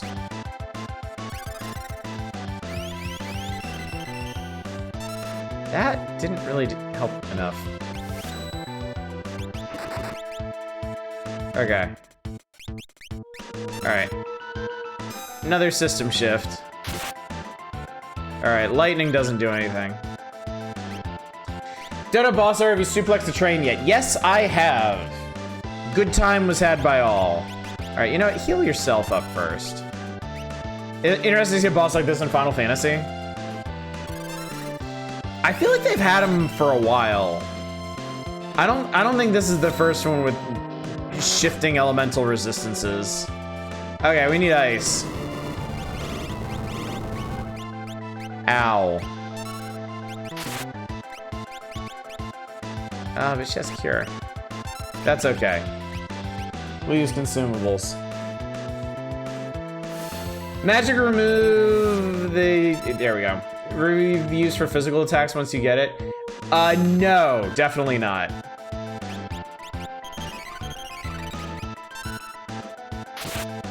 Yeah, you're never gonna... Okay, we just skipped over that one. And... What the hell is he doing? I may have broken him. I think he wall changes every... Yep, system error. Ice rabbit. What in the fuck? I don't think I've ever seen him do that. That's really funny. He's scanning himself. Level 24. He's down to 584 hit points. Weak against Earth. Yeah, I ain't got nothing for that. He keeps shifting anyway. It's an imaginary friend, you're making him dissociate.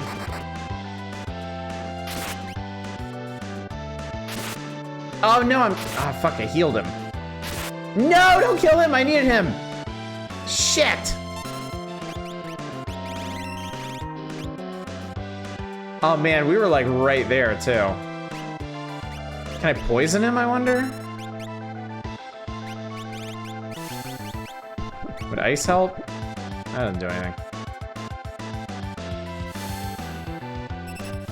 Nope, that didn't help. Well, we get to find out what he's on right now. Damn it.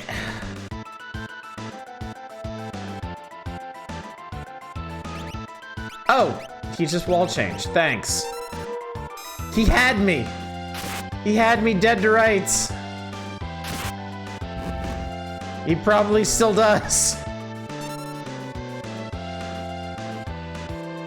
Sunbath. Oh god, he's just gonna heal himself.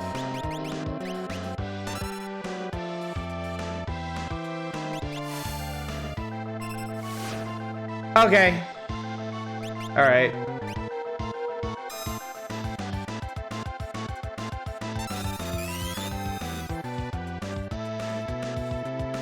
He has 195 hit points left. He's weak against fire. Oh wait, she has a fire sword. Hit him.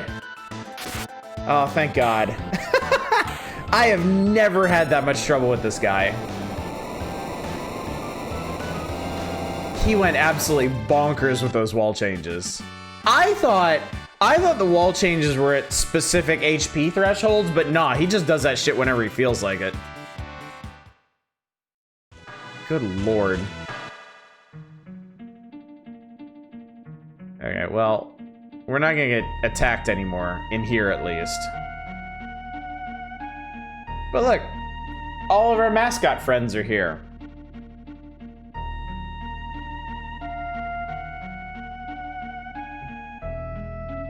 We got a whale, we got a unicorn, we got, I don't know what the hell that is. I want y'all to remember this guy. I want y'all to remember this horned dude. Pono, what are you doing here? There's a weird little thing up there and a spoopy looking thing up here.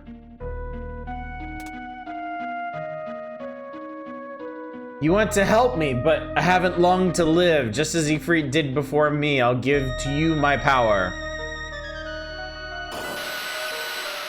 What are you doing there? So this is Final Fantasy VI's Cid. What's this?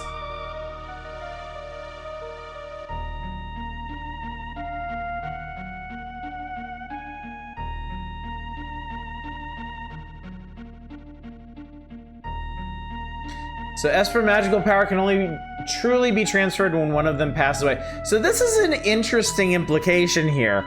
It means that the Empire has never actually killed an Esper fully, because they've never seen Magicite before. And according to the story at least, you get Magicite by killing an Esper.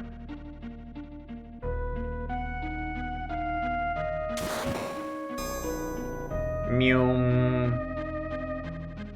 They're mine, you can't have them.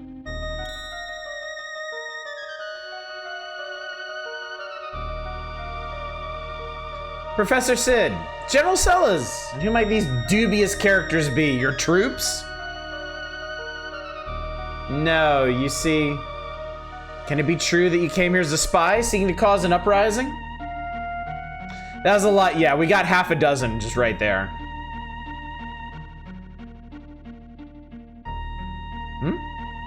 Huh?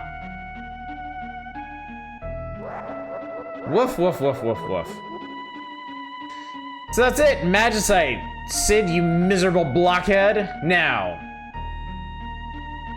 General Sellers, the game's over. Bring me those Magicite shards. Sellers, you deceived me? Of course not. Have a little faith. See, I knew she couldn't be trusted.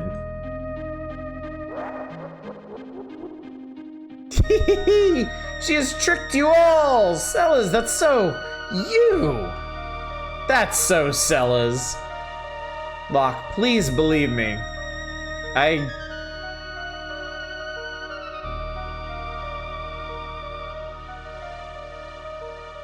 Now! Exterminate all of them! Uh-oh. They turned on the mood lighting.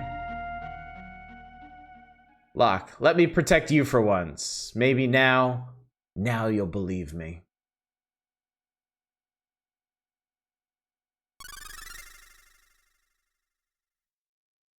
Sellers, what are you doing? Stop it!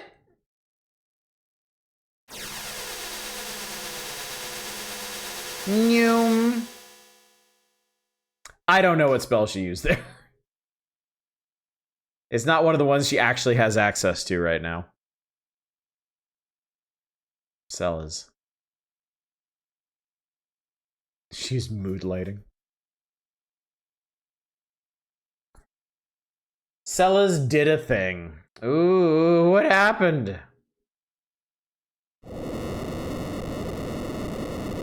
This is a disaster. Your findings caused the capsules to rupture. Their contents are spilling out. Quick, over here. Okay, okay, fortunately we got a full restore out of that. So, let's get the hell out of here.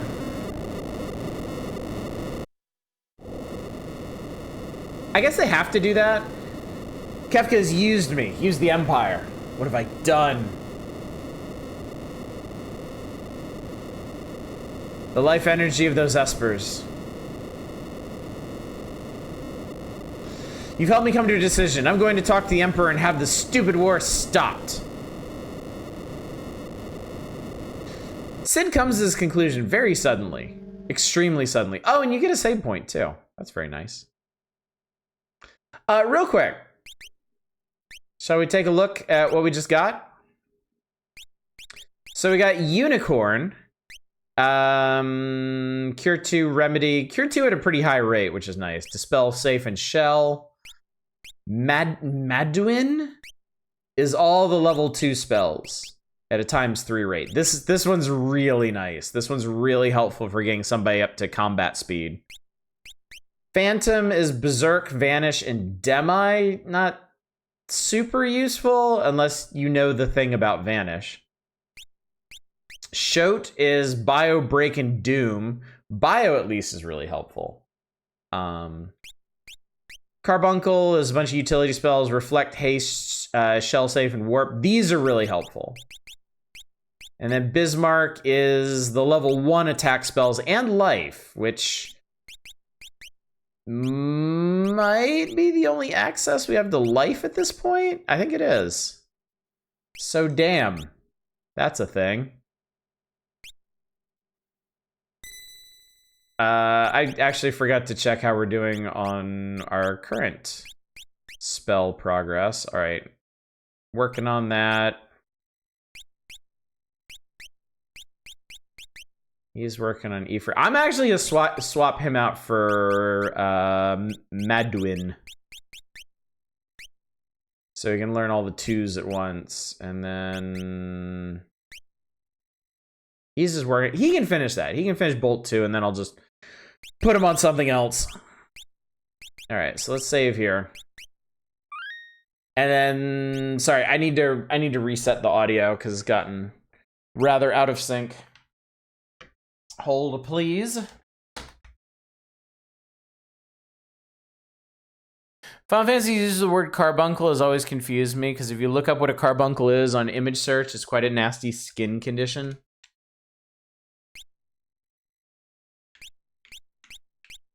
Perfect. There we go. Yeah, I don't know why they went with that. Celas. I've known her since she was a baby. I raised her as if she was my own daughter. But she was forced to become a Magitech Knight and has done some awful things. If I could only talk to her, I'd apologize for the way her life has turned out. Sid kind of glosses over his whole role in sucking the life force out of magical beings and shoving it unwillingly into other people. He should probably acknowledge that at some point. No, it's Kefka! Go! So this is a very unique sequence. It's a super low resolution minecart race out of here. And we get to fight these neat looking mag rotor things.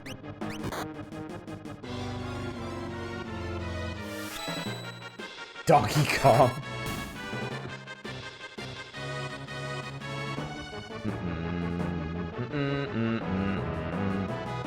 Now, you can't actually do anything during this sequence. There's like splits in the track, but you can't like choose a direction to go or anything. It's just cool.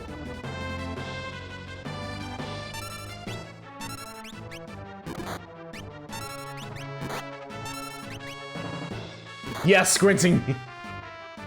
It is super low res in here. I think they may have done that for the sake of the frame rate. So, because it is a very smooth sequence. I wasn't watching what happened to Celas. She kind of whisked herself and Kefka and the Magitech armors away.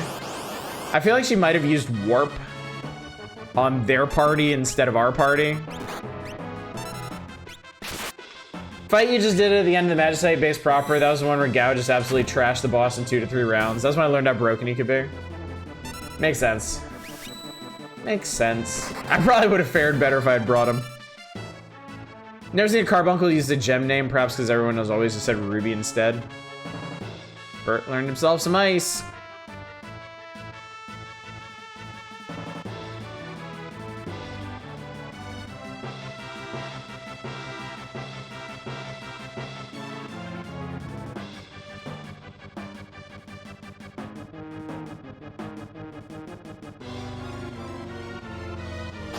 I do very much appreciate the ambition in how many different experiences they wanted to cram into this game. You know, between like the river rafting sequence and falling, like the ghost train and falling down a waterfall and the opera and this. I mean, this is the only time in this game that anything like this will happen, and it's neat. It's unique. Mode 0, mode nothing.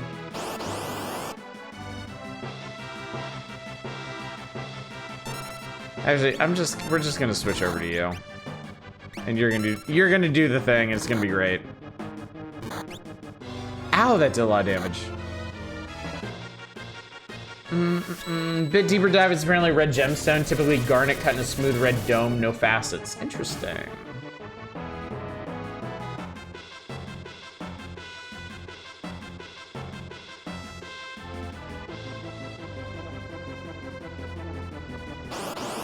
Here we go. Here we go, number 128. And his evil, evil blades. All right. I don't have any healing on me, so we're gonna have to do the best with what we got. All right, I'm gonna Shiva this guy. Shim Sham. Don't. Oh god. Oh, Shim Sham halves their health. Okay, that's not too bad. Swing. So that's a Shiva summon, and we healed him. Perfect. Excellent, love it. Hopefully lightning works better, but don't ice this guy.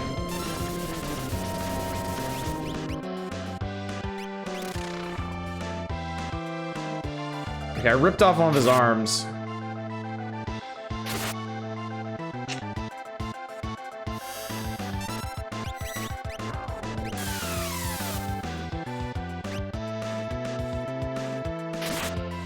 Oh god.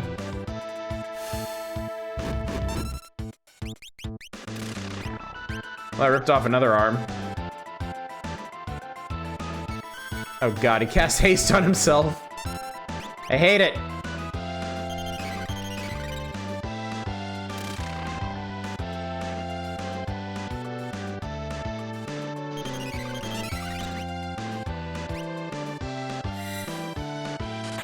I was hoping he'd do that.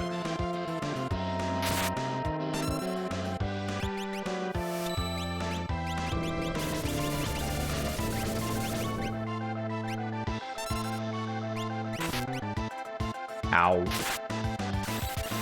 Zappo.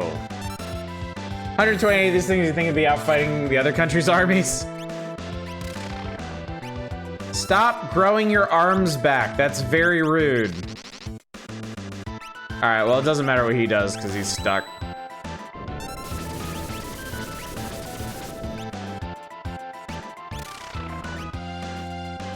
Could be 4 minutes of sword tech to stay alive. Man, he just does not have the juice. It's a Shim Sham man. Alright, we're down to our last potion.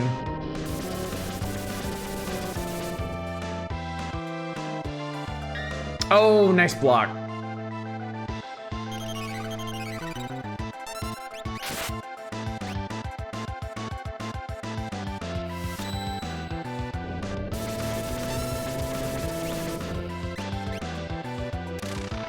Okay, cool.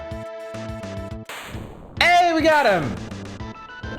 Nobody's gonna believe me. Nobody's gonna believe me when I say this. If I needed to heal further, I was gonna use those elixirs. I don't expect you to believe me, but I feel like I should say that. I feel like I should make the assertion. Doink! Eat shit. Oh god, no. Oh no. Just blow them up. Just nuke their asses. Wilhelm scream. Just blow them up. still a chance to use the elixirs, yeah. Oh yeah, if this fight goes sideways, absolutely. Doink. I don't like that. I'm not a fan of that. Okay, cool. Oh no, I beefed it. I beefed the blitz.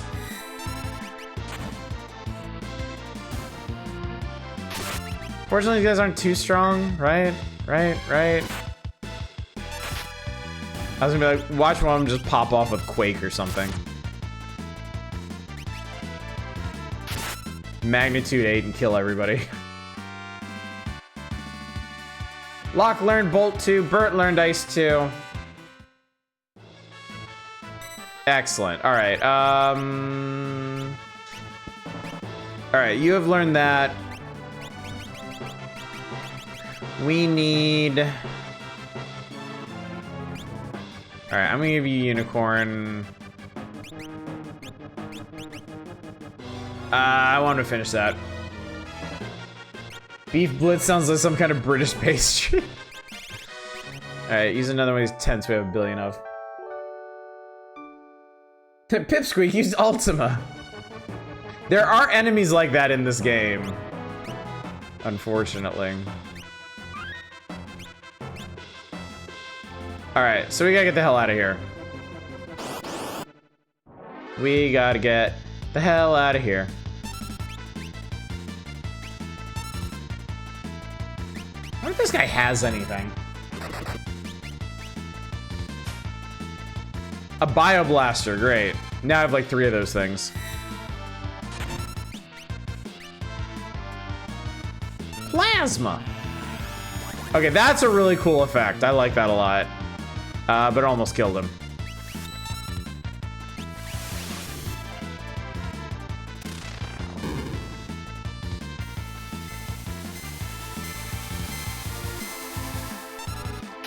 I didn't know they did that. I didn't remember they did that.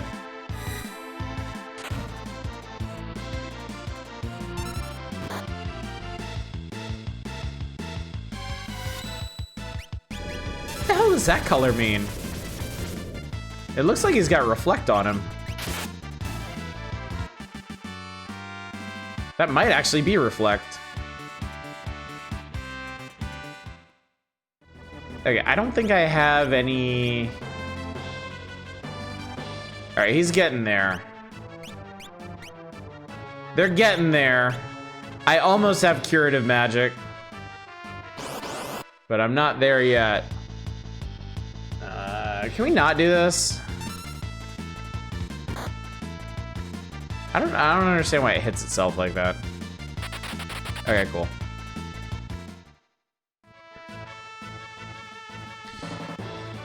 I was starting to worry. What's up with Cella's pregnant pause? We'll talk later. Let's get out of here.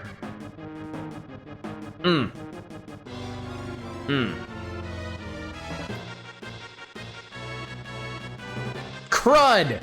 What a mess!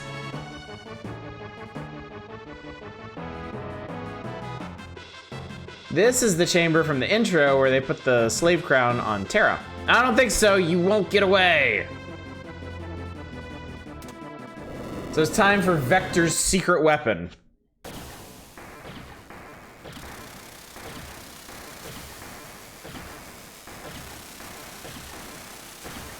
Apparently the thing where an anime is hitting itself gives it shell. That's interesting. Let's not overstay our visit. We're out of here on the double. Right. Speaking of which, maybe we should be leaving. Whoa, what is that?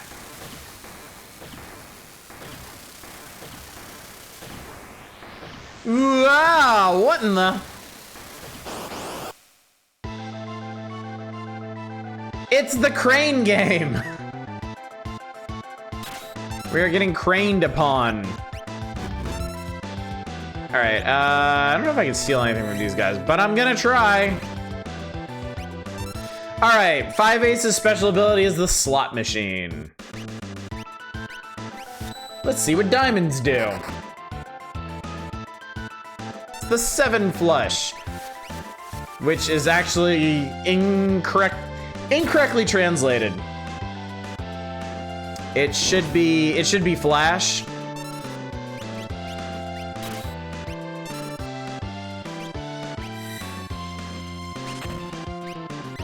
So the slot machine is actually loaded.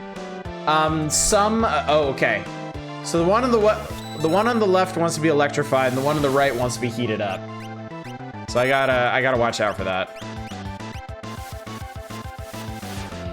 Look how grody and greebly all the machines in Final Fantasy VI look. It's really cool because it's basically like a Baroque take on science and technology.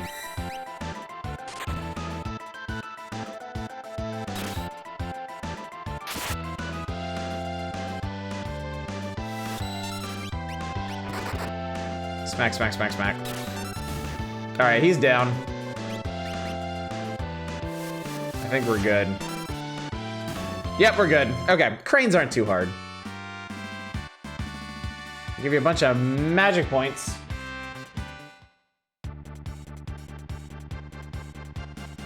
All right, we are leaving.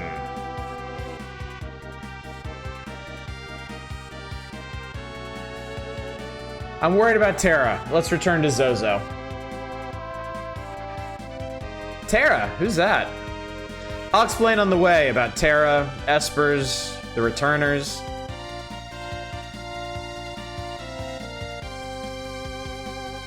Whee! Meow.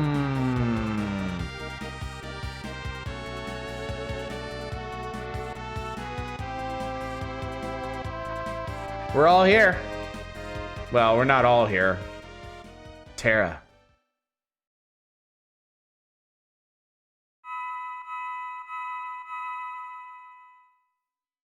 Magicite! Inconveniencing this gambler kidnapper by introducing him to medical crises. Father? I remember it all. I was raised in the Espers world.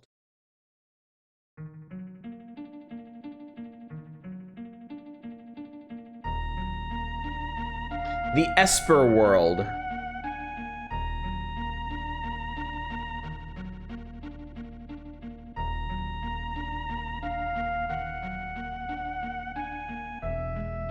Remember this guy from the tank? I told you he'd be important.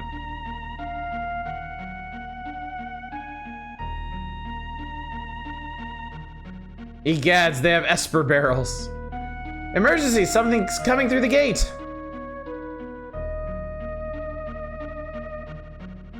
But I must check on the vegetables. I don't think there's any items in here. But we're here, we might as well explore, right?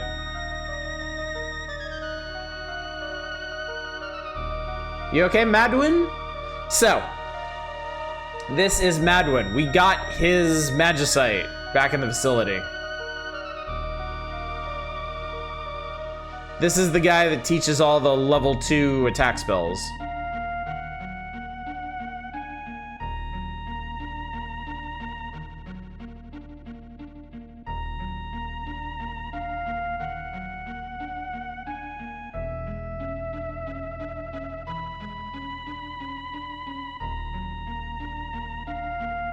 You're the gatekeeper, Madwin? Strong winds. Be careful, Madwin. They really want you to know who he is. I'm pointing this out because I was a dumb child and didn't actually put this together. Medine in later translations? Interesting.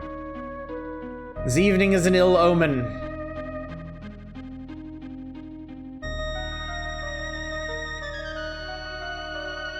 Imagine being a giant dragon sitting down at a table to eat your turnips after a long day of turnip farming.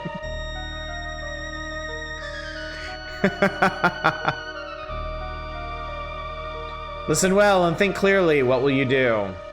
Well, I guess we'll come back together. We found a person. It's a lady.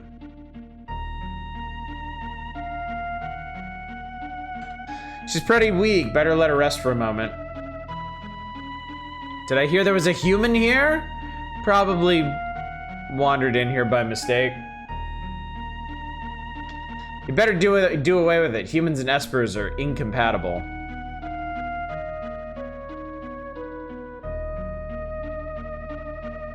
Did I awaken you? You're an Esper? What's that pendant for? It's yours now. It helps protect the Esper world. Esper world. Boy, did I take the low road or what? The Esper folk are pretty upset, you being human and all. You the one who saved me? I am Madwin. I tired living in the human world. That world is filled with desire, greed, and loathing. It's highly infectious. Are humans and Espers truly so different? So lady's name is Madonna. So I'm an example of the evil in this world, huh? No, I mean... I'll return to my world tomorrow. You'll need a guide.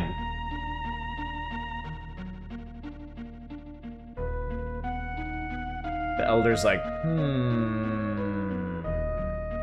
Alright, today's the day. Everything alright? What? The human's gone? Human girl made it all the way to the gate. This generation of humans knew about our abilities and decided they wanted to utilize our powers. It'd be a total disaster. What's wrong, Madwin?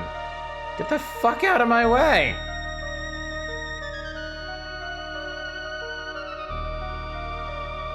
If you don't want to return to your world, you may stay here. But humans and Espers can never coexist. How do we know for sure? Unless we observe for ourselves. Observe for yourselves, chat. How do we know? Unless we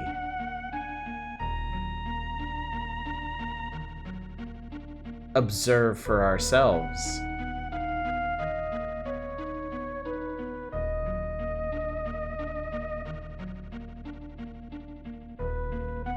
Symbolism, ladies and gentlemen. We've given her a name. What? It's Tara. Not bad, huh?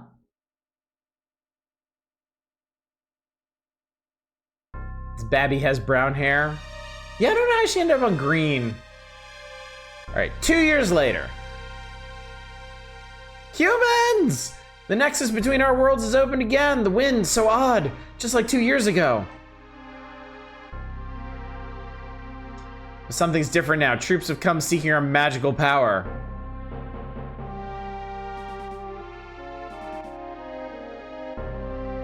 Blasted, they made it as far as the Elder's house. So I thought maybe they'd have some, like, high-tech weapons or something, but no, the soldiers can come in, punch fairies in the face, and cart them off. Nah, we finally found it. Those ancient writings told us of this world and described the awesome magical properties of these beasts. Grab them, richest to any man who captures an Esper. Go!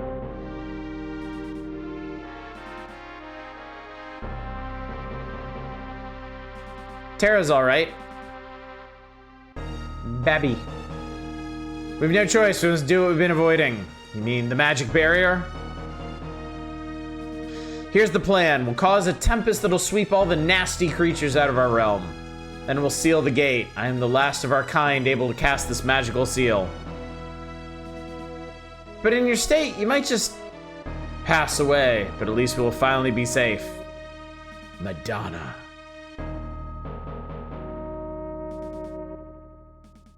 I, for one, will not miss the other side.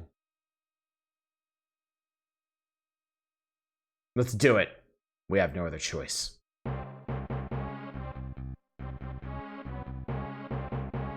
Soon the humans will arrive.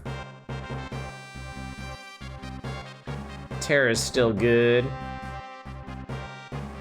This is all because of that human girl. Nonsense. I'm sure she helped the others find us. Get a grip on yourself. No, she's one of them. Soon she'll be wearing our hide. Ugh! Madonna took Terra to the gate. So, this part isn't particularly well written or possibly localized. They don't do a very good job of building the relationship here, or like building to the conflict that causes Madonna to decide to abandon. Like, she went from I will not miss living in the human world ever again to booking it with her 2-year-old baby back to the gate because a guy said a thing. And I think this is pretty emblematic of one of the weaker parts of Final Fantasy VI's original presentation. None of the characters have distinct voices. Everybody's kind of written the same way. Everybody talks in kind of a casual way. Where are you going? Dagah! Madonna's getting drawn into the next world. Impossible, it's too late. I've already begun casting the barrier. There's no turning back. That fool. Look what popped out.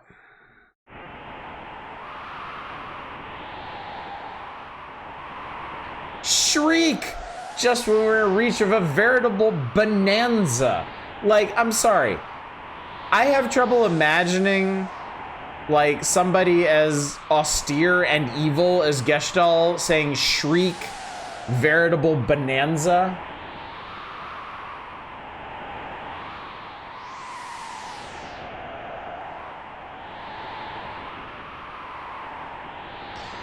Madwin, I'm not their friend. I understand that. Thank you. Can you make it back here? Sure. No! Terra! Shoot! Madonna! Shoot!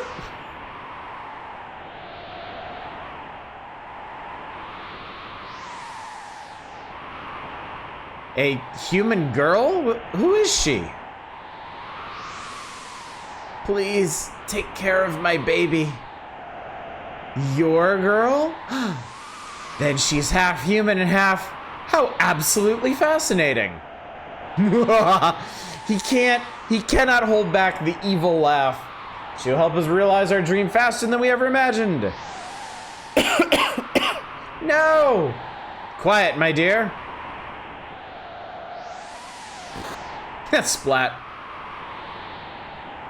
We'll own this world. So I think the implication here is that Gestalt stabbed her to make sure that there were no loose ends claiming Terra for himself, but it really looks like he just grabbed her and made her faceplant. Does Gestalt have dog ears? No, I forget if he has like flowing white locks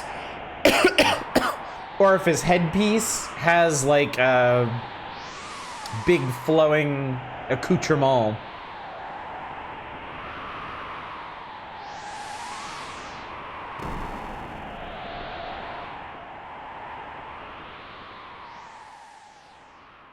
Think it's hair? I think it's hair, yeah. I think it's hair. And he's wearing like a little imperial fez on top.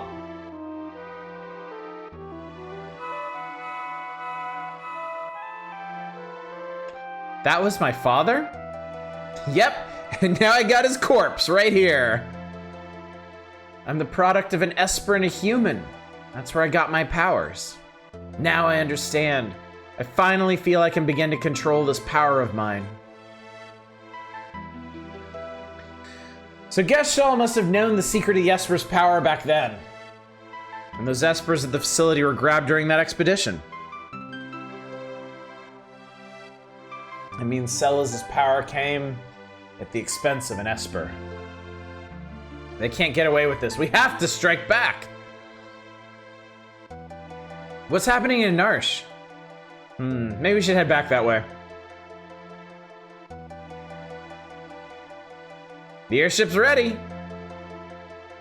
So he's just on board with all this now. Come on.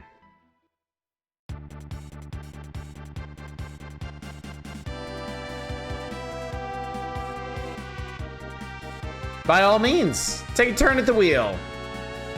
And then we get the operating instructions. Press the A button to move forward, press the X button to go midships. There you can change your party or purchase items. Press the B button to land, press the A button to take off. All right, yeah.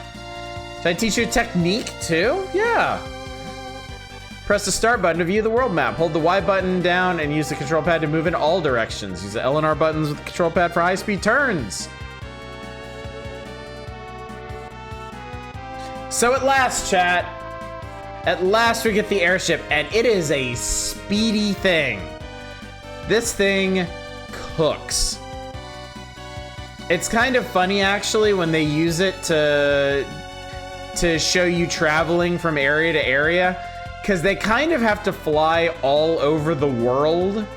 Because when you have an airship this fast, I mean, you can get across the world pretty close to instantly. So, okay, techniques he was talking about. You can do real hard turns with L and R. Let's see. Y button lets you strafe with this thing, which is pretty funny. And then if we hit X, we can actually return to the deck and go exploring. And if we go down here, wait, is it here? No, they don't really use this room. We need to go to this room, and this is where all of our friends are hanging out. Can't be smug, we mostly think of our strategy. Calvin becomes stronger on the veldt. That's right, he do. I'm all right, I'm sure peace is within our grasp.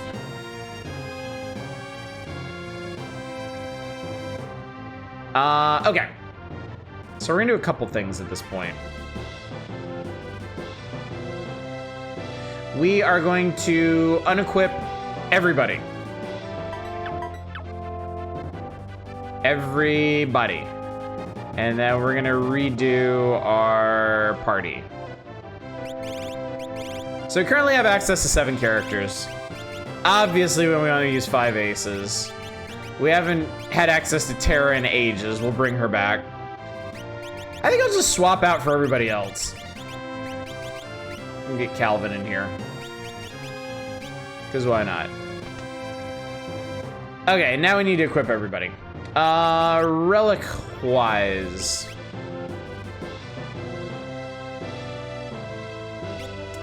Let's see. Who gets the gauntlet? We'll give it to Tara. And then, let's see, where's the... Kira Ring is fighting magic damage. Alright. So she's got that. Calvin doesn't need much. We'll give him the sprint shoes and...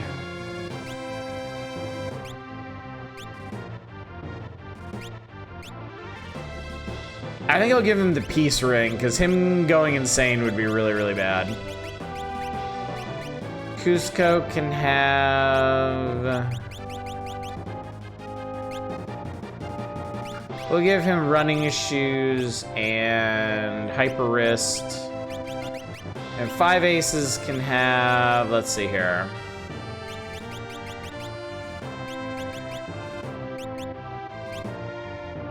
Atlas armlet and what's the Zephyr cape? Dodges more easily, sure, why not? Isn't going insane kind of his thing? I don't want that turned back against us, because he has the most unpredictable powers. Alright, Tara's gear is already good. Optimize you, optimize you, optimize you.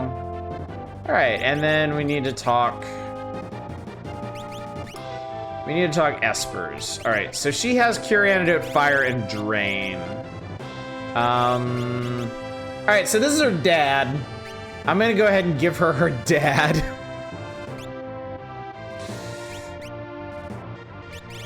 Cusco can have, let's see. I'm gonna give him Bismarck. And then I was thinking for you, we'll put Unicorn on him. All right. Calvin doesn't really need to learn magic, so we'll give him something that boosts his level up. So that's 10% HP bonus, strength, magic power, stamina. What was the other HP up?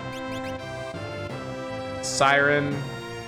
We'll give him Siren, and he can just sit with that for a while. Fellow Dad, we feel awkward if your kid wielded you as a rock. No, I want my kids to have every advantage in the world. Okay, let's see. Before we head back to Narsh, let's check out the other Imperial cities. I don't know if I really need to do this or not, but let's do it anyway. Let's get a feel. This is Tzen. Most of the town's youth were let off to serve as Imperial troopers. A royal family was slaughtered by the Empire. It says dangerous outside, so you can't go out. I don't know if they misattributed that line or if he's supposed to be mocking his parents who told him that. All right, nothing particularly important in the weapon shot. Quite a touching answer to my joke question. I can't help but take questions like that seriously. Okay, I think all the equipment around here is the same. Woolsey only had a week to translate this. Yeah. Yeah, no, I know. It's a miracle that it came out as well as it did, but, you know, it's still worth talking about what went right and what went wrong.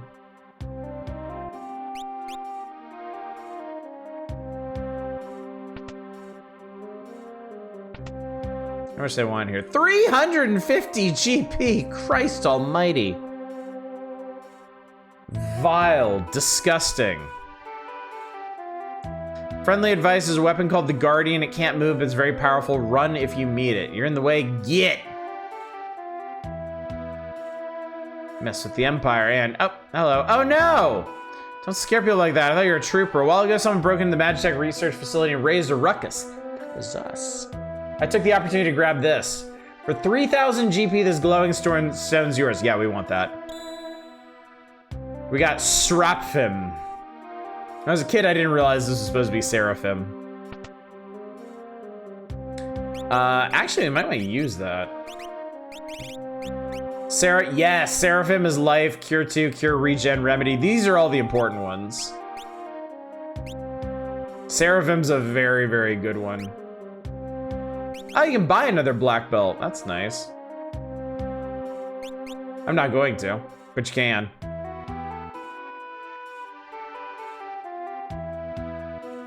Heard there's a huge gate deep inside a cave to the east. Our kid's still not home, even though he said it was dangerous outside.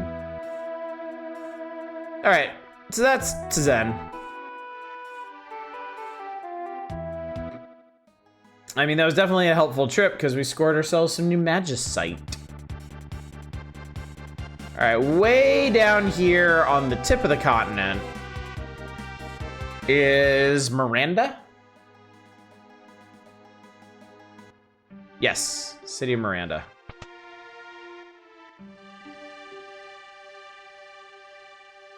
No free elixir. What's the point of having a clock if you don't store elixirs in them? I don't get it, man. Miranda used to be this continent's most beautiful town. Look what the Empire done to it. Troopers are crazy. How long can things keep going on like this? Should be a dancer here named Carmen. Mithril stuff is actually a step up.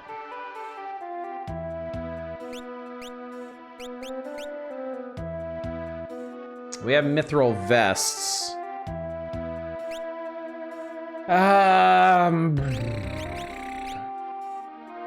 Not yet. Not yet. My son's being forced to serve in the Empire's army. Zen Albrook too fell to the Empire. Sure, the gossip floating around here. My dog's the fiercest, so they engage in dog fighting here.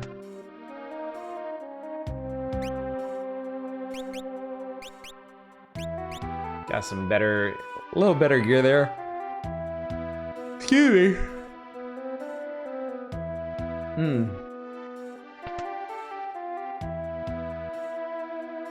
My love hasn't sent me back any letters since he's been gone. I'm sick with worry. We met her lover back in Mobliz, I think. Hey, you wanna get hitched? Aisha, no! I screwed up their sequence and now it looks like she's chasing him. It's pretty funny. All right. Pretty straightforward. Let's head up to Narsh. Actually, we can just go this way.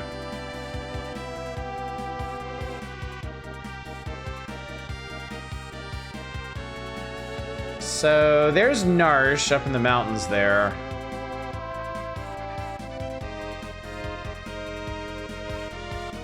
So now that we have the airship, you can get a pretty good idea of how the whole planet's laid out. Narsh is right here. This was the river... Sorry, no. This is the river that Terra and Kuzco took when they escaped. When they escaped from the Returners hideout, which is over here. Actually, this is the Returners hideout. I wonder if there's anybody still here. Empire might have locked it down.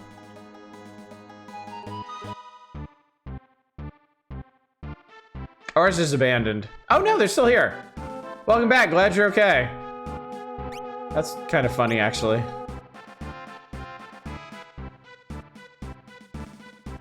Are you sure we'll take a nap? Why not? Why in the hell not?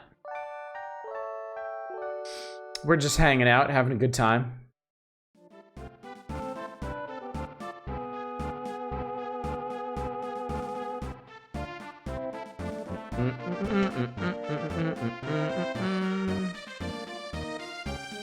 Is Bannon well? I'm supposed to go visit him. Why'd all the beds have a B? That's a good question. I'm not sure. My wounds are healing.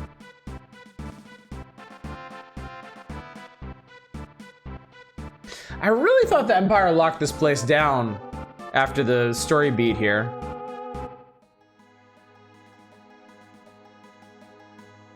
B is for bed in case people forget. Okay, so there's a Returner's hideout. Right next to there is that port city that the Serpent Trench exits to.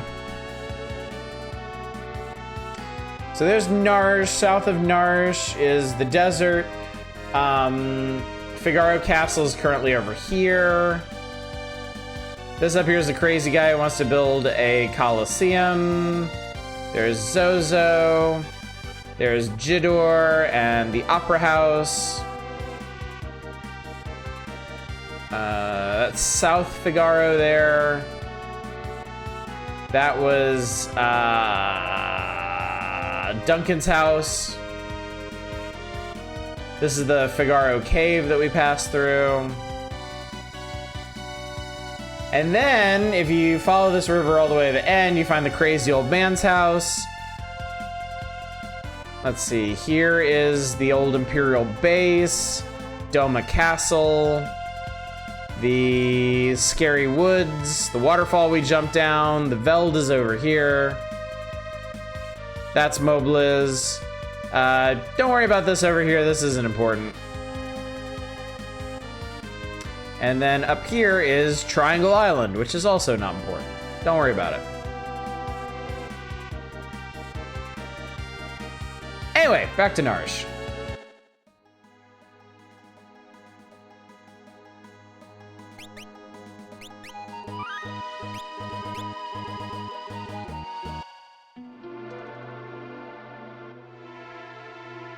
We've been waiting for you. This way, please.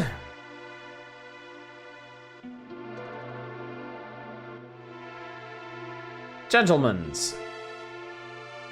Oh, here, the people of Narsh have finally decided to battle the Empire. How did it go, Vector? Confer. I see. Your plan would combine Narsha's money with Figara's machinery to storm the Empire. Not enough manpower, though. We have to open the sealed gate. To the Esper world? We'll never beat the Empire without them. When the gate has been opened, the Espers can attack from the east. We'll storm in at the same time from the north. No way around it. We must get the Espers to understand. We have to establish a bond of trust between humans and Espers. Only one person can do this. Sad, Terra. Terra.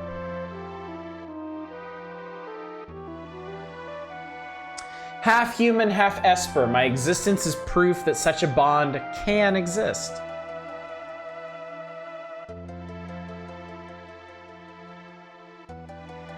I'll do it. I'm the only one who can. And his name is John Cena!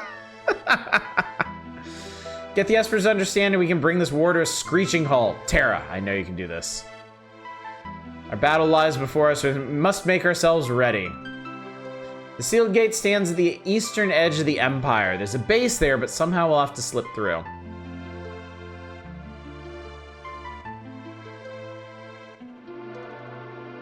Do.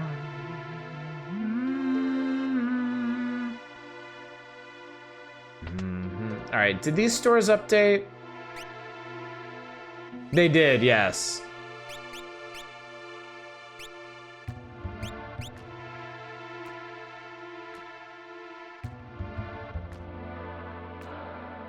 Can we harness the Esper's power? I think not. Been in here before.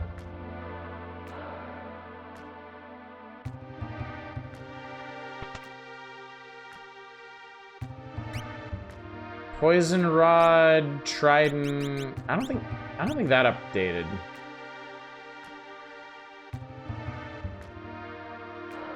Follow our elder's advice. Lone Wolf, the infamous thief, has been sighted here. Are my treasures safe? Well, we better go check on them, I think.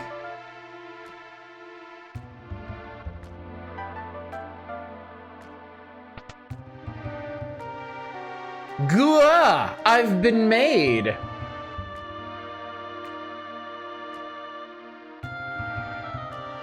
I'm Lone Wolf the pickpocket. I wanted that treasure.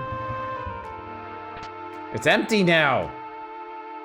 He's pilfered what was rightfully mine. Yeah.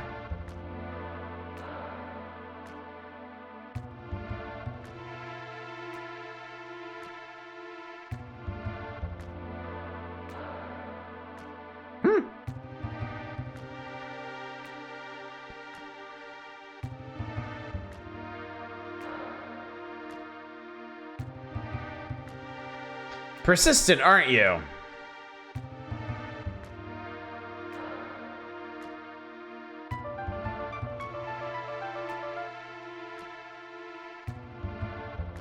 Guess dog people just exist? Guess they do.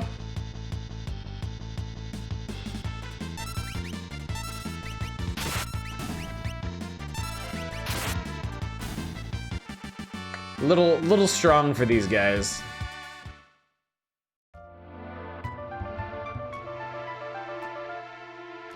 It's just a hat.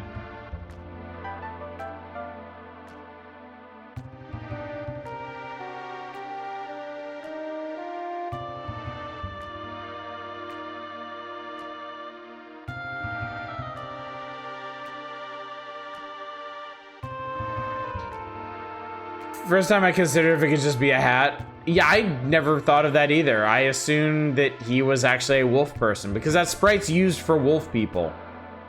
Halt! Don't move or this one's dust. So we have a bit of a standoff here. And I gotta be... Oh. Kupo! Got a wild one here. Ooh-ah!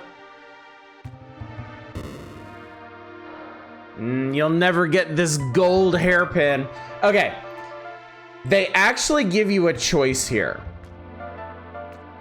If you go to Mog, you get Mog. If you go to Lone Wolf, you get the gold hairpin. But if you get the gold hairpin, you lose Mog forever. Not advisable.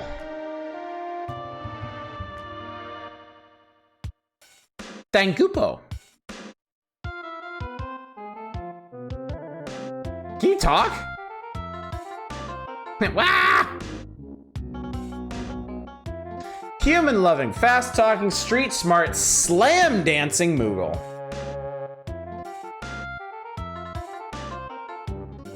All right, chat, it's been a hot minute, but we need to name this dude.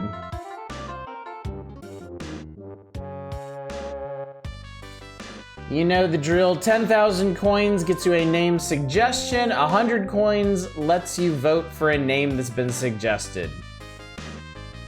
It's open. Let her rip.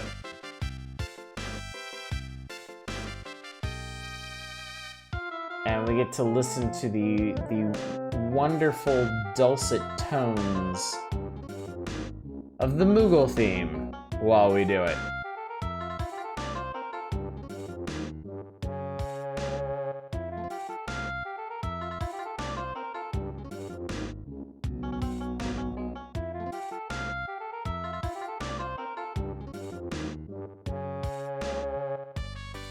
Koopa.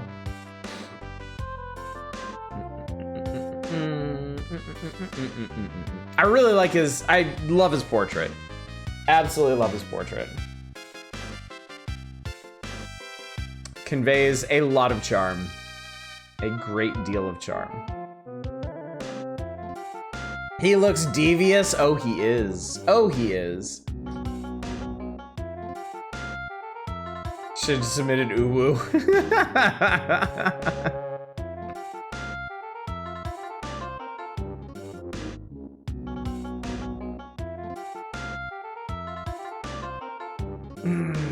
I actually, when I was a kid, I could not figure out how to get him out of that situation, because if you keep moving up, Lone Wolf will keep threatening you, and nothing will happen. But the way you resolve that situation is just by standing there. You just have to stand there and wait for Mog to go off and fling them both off the cliff. As I put Oddish forward for someone closer to his age, because there's no stopping us naming two characters the same though. I mean, I would stop you. I'm not going to let you name two characters the same thing. It would be too confusing.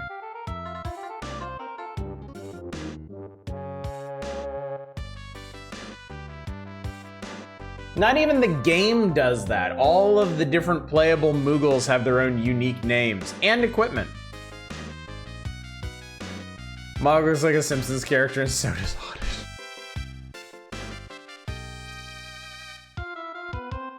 All right, chat. What about naming all of them the same name? That'd be awful. Name them all George, like George Foreman's kids. All right, get your votes in. Get your seconding and thirding and fourthing and fifthing in, so we can make this happen. Bruce never had a chance.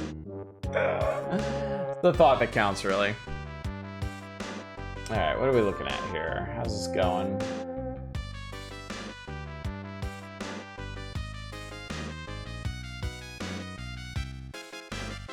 Dragon Quest Builders 2 file where my main character is named Hargon. Oh god. That's not confusing at all.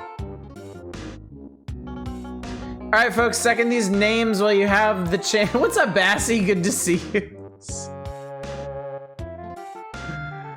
Oh man. Alright, that's the last suggested name I'm gonna let sneak in.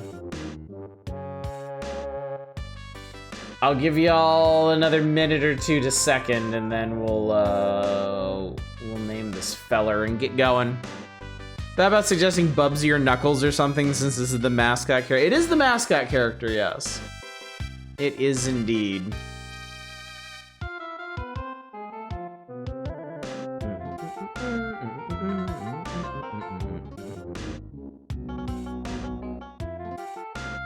I like the Moogle theme because it's peppy and upbeat, but it's not like super energetic. It has a chill, relaxed element to it. It's very pleasant. All right, chat, last chance. Last chance to have your say. I'm about to close it down and name this fool.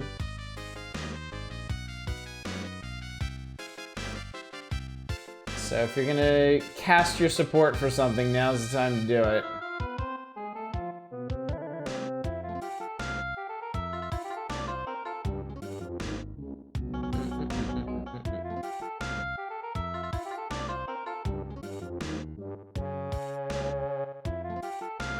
All right.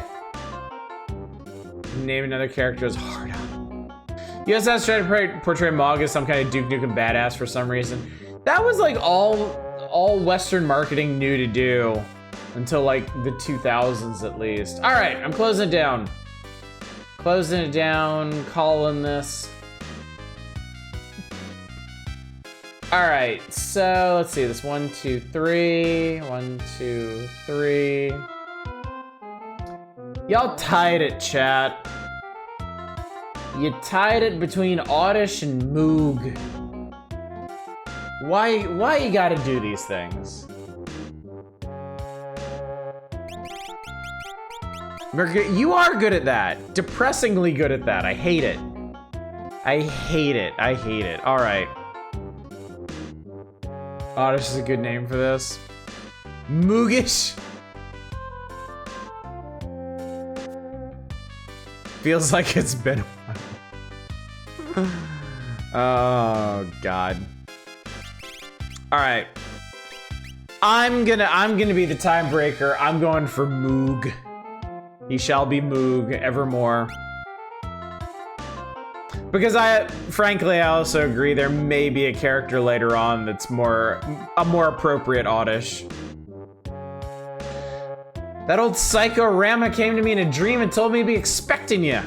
And now, I'm gonna join your party.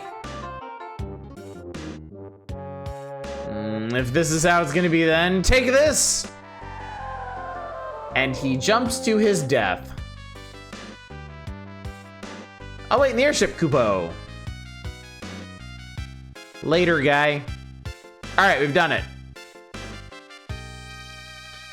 That's what I really wanted to come back to Narsh for. We got another party member, and I'm probably gonna go ahead and swap him in. Probably means the large hairy one. Next RPG we going in first character. Then that man just killed himself, Kupo.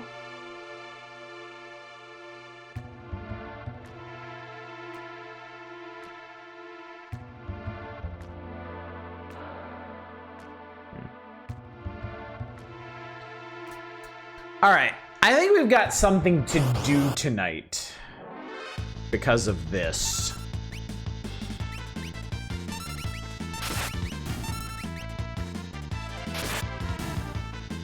I've something in mind now that we have Moog.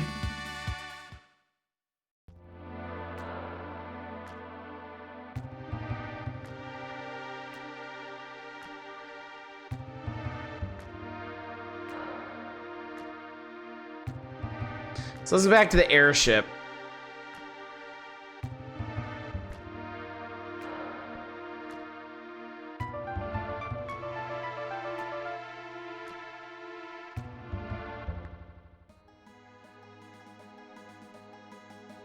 Nyum.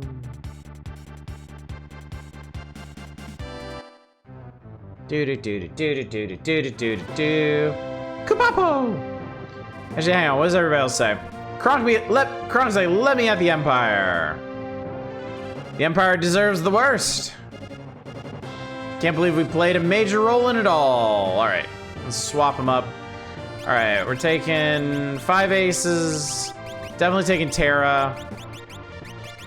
I'm gonna take Moog and Calvin. We're gonna make this party as unmanageable as possible. I'll unequip the folks not in the party. Suppose that Rama can still show up even when he's dead unless you pick up Mog before Rama gets stoned.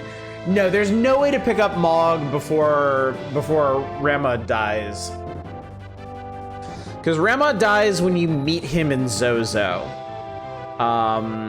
And we actually got Mog at the absolute earliest possible opportunity. You can only get Mog after you get the airship. All right. So Moog, I don't know if you noticed this, Moog is a full 5 to 6 levels higher than everyone else in the party.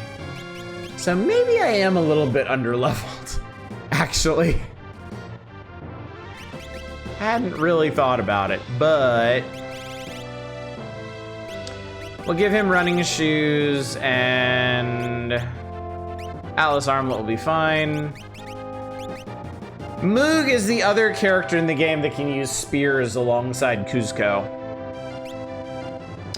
Now Moog's special ability is the dance, Lord of the Dance. This is just a list, it is not interactive. When you give Moog the command to dance and choose one of his 8 possible dances, he just goes off. He just absolutely pops off. And I can show you this, actually. In fact, I'm going to. But we gotta go somewhere appropriate. Go back to the Empire. 3 dozen tap dancing people suddenly swarm on stage. You'll see. You'll see. This is pretty cool, actually.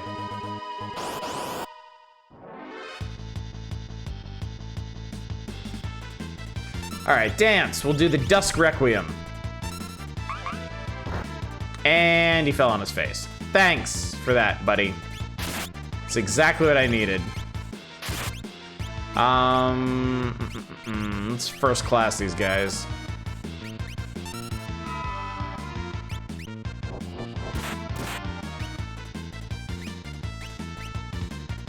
All right, can you please do this?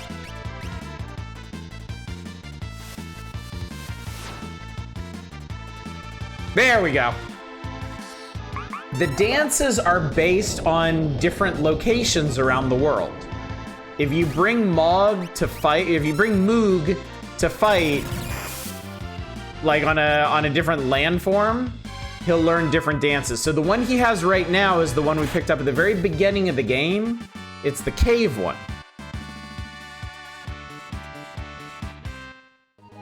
Oh, you're trying to demonstrate something to us and failed utterly. So there's 8 total dances. So we're gonna finish this one normally.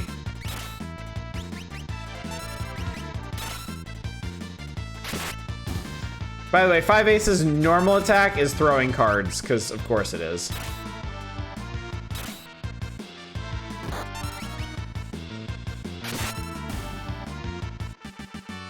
All right. Mastered a new dance. So since we completed a battle on the grasslands, now Moog has access to that dance. So next, does he have them all when you get him? He has none of them when we get him. And we have to go get them. We have to go get them for him. So now we will go do here. We'll do the desert.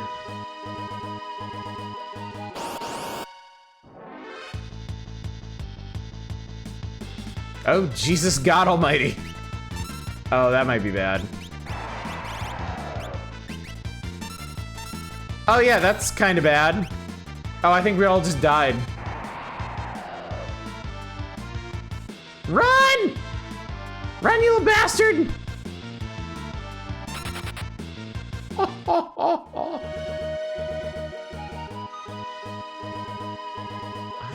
Back to the ship! Love these enemy designs. They are pretty rowdy, yeah. The fuck were those? I mean, basically bone dragons. sandy bone dragons. What tent does Mog have? I'll have to show you at some point.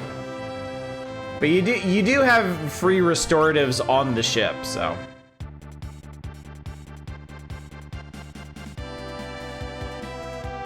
Okay, let's see if I can. Okay, if I can't do this, we'll have to go to a different place to fight. Because Sandstorm is a really powerful attack at this point in the game. Bug. Yep, those are bugs, all right.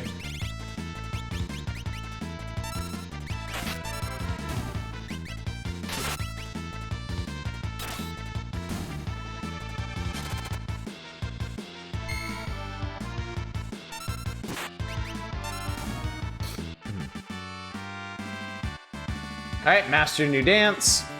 All right, next let's do forest.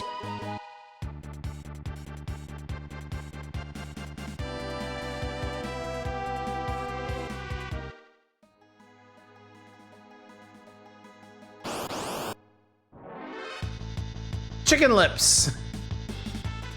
I don't know what the fuck these are.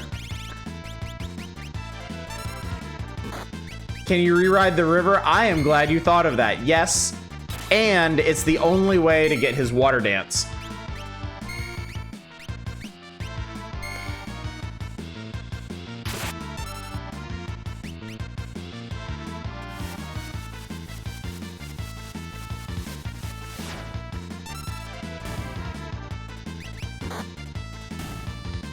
Terra now has access to the morph command, which is inactive most of the time. I think you have to do a certain number of battles to activate it. And then she's able to transform into her Esper form, which is way more powerful, but also, much like Calvin, uncontrollable. 5 aces learn cure, master new dance, everything's super groovy. Okay, so we got, let's see here. All right, we got half of them. We got the wind song from the grasslands, the desert aria from the desert, the forest suite from forest. There's 4 more to get. Okay, for one of them, we are gonna head up to here. We need to visit the mountains.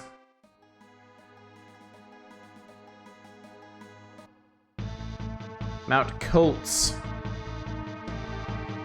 Actually, I wonder if you can you be attacked out here? Because we don't need the cave. We need the exterior. I think I'm just gonna have to go through.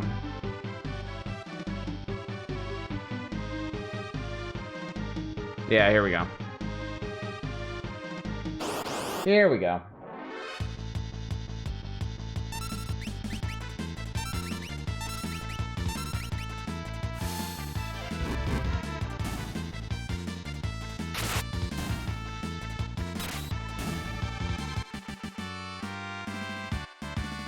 All right, master new dance.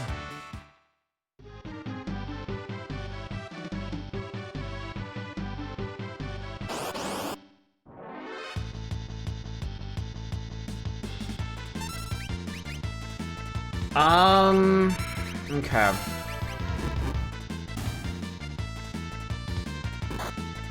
thinking.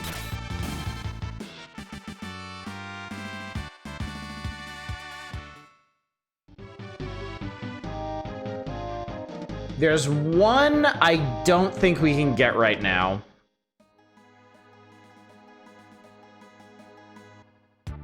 Kind of strange that Final Fantasy VI's dancer class is at work anything like Final Fantasy V's perfectly good version of the same. Instead it takes 5's iffy Geomancer and then also makes them a Berserker. Yeah, it is kind of odd, isn't it? So there's one dance we can't get right now, the snow one, because I don't think there's any way to trigger a fight on a snowfield right now. I can't remember if you can actually get the city one in Zozo or not. We're gonna find out. There's no way to get it. Not right now, if I remember correctly.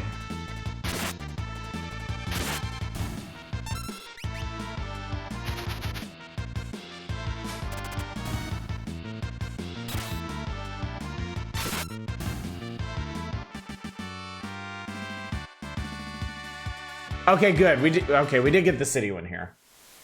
Cool. So the only other one we can get right now, the city one's called Love Sonata. Skelly army is all build and curing. Nice, very nice. All right, we can get the water one, but the water one is complicated.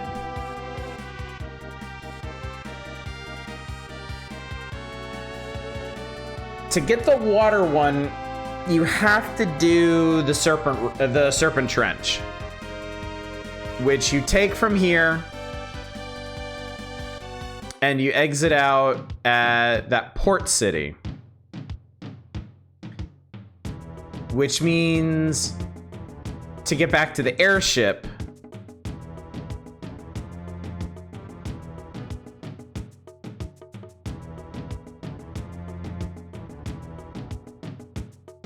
how the fuck does that work? Hang on. How does that work?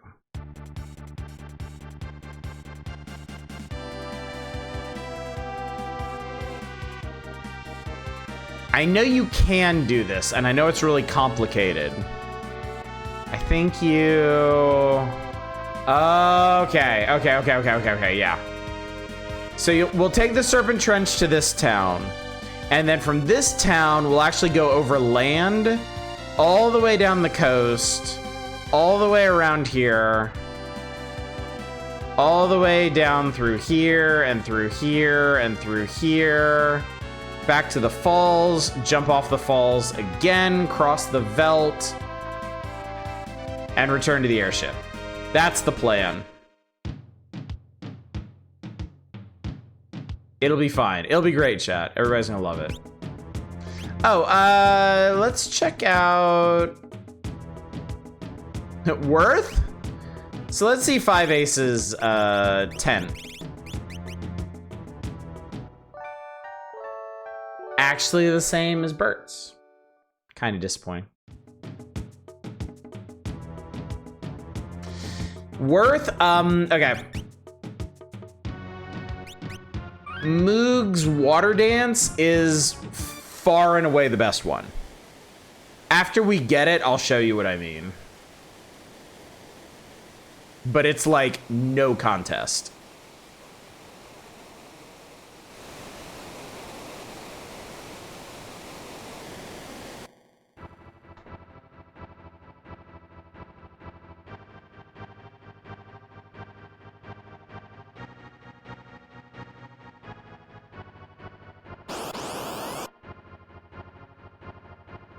Also, since we got a whole bunch of set battles down here, I can probably take that opportunity to show you some of his other dances.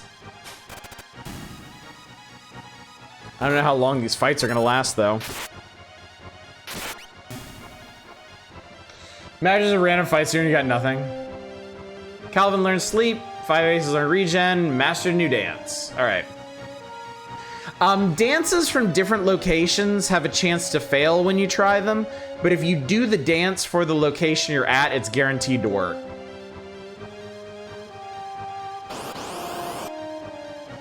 So actually, let me show you the water one.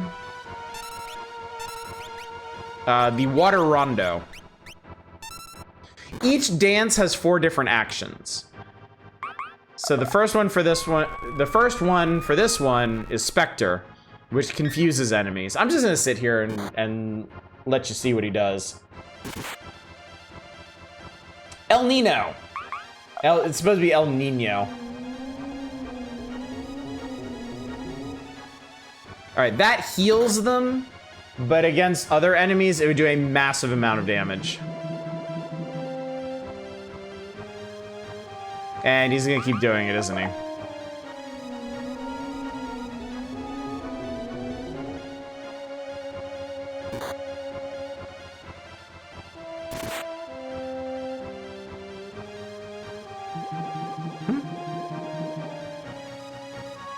Okay, yeah, he's just gonna keep doing that. All right. Ooh, I got a different slot result. Thanks, Moog. Thoog. Chocobop.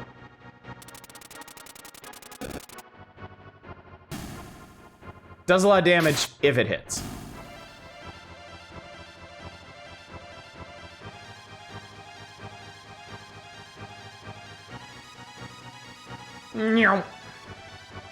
Alright, so that deposits us in this cave with an X potion.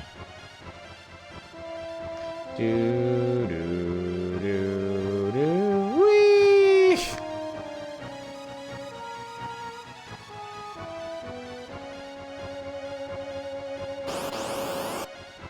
Alright, let's see if we can get him to do a different dance.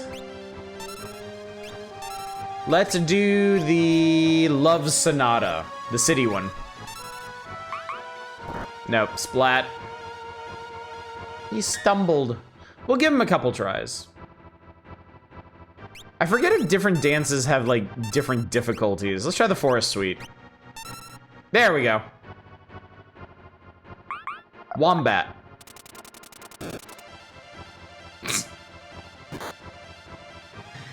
I think he just sent a hamster to fight that thing.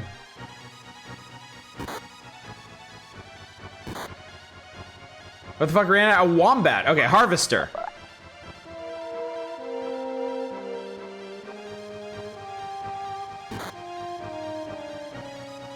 I don't remember what harvester does.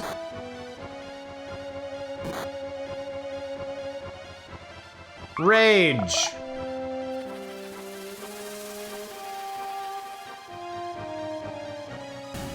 That does a lot of damage.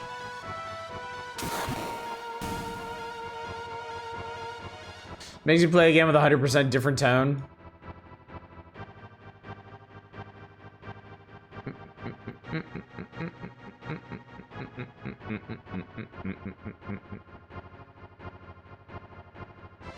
Alright, this is the cave we visited before.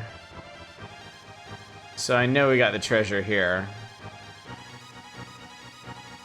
Still have to go through the motions though. Harvester, the FMV adventure game, is super fucked up. That's why they took so much damage. They're like, oh my god, I can't deal with this shit. That's too fucked up for me.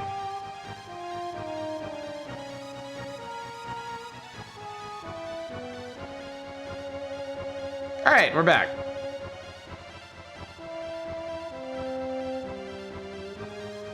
Now, I think you can get a chocobo here. If we can hire a chocobo, then we should be okay. I forget, does the ship go somewhere? South Figaro bound ferry. No, we don't want to do that.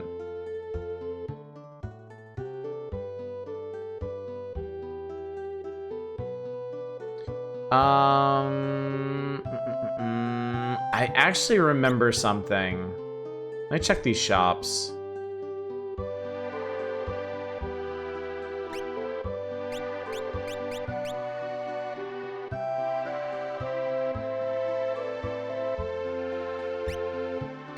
No, these haven't changed, but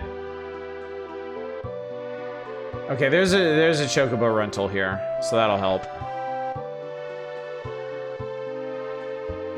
So one thing you got to keep an eye out for is after... Oh, the path leading north is now clear. Oh, that's right. There was like a landslide that had it blocked off.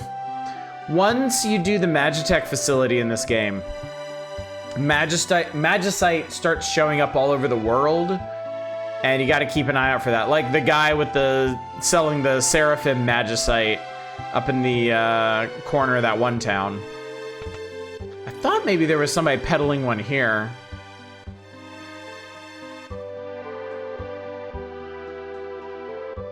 I guess not.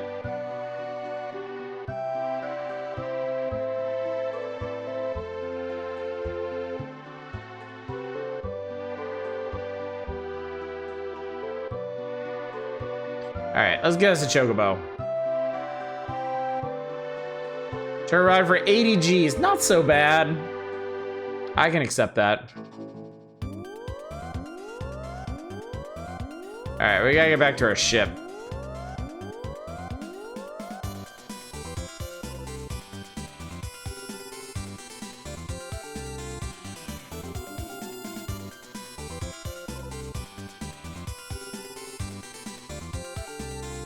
Thought some random guy selling the OP and ultra rare magicite is amusing me.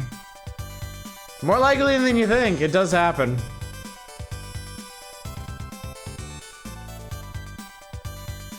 Go across here. You can't go across there.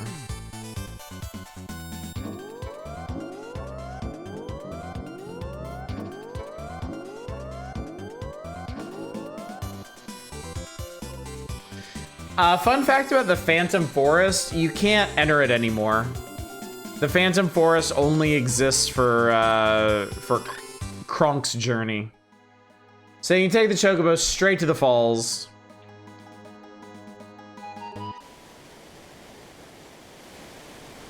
Yeet yourself off the barren falls once again.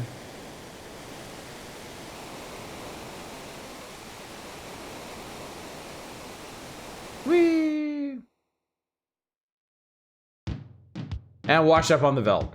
So it's actually not that tough of a journey to get Mog's best dance. I don't know if we have these guys, so let's do it.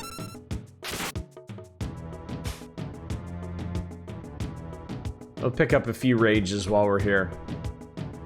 I don't know if they're any good, but we'll do it.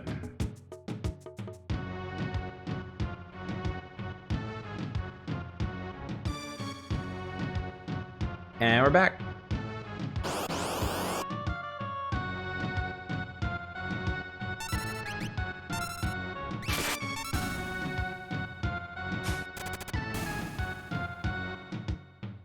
Ooh, wow.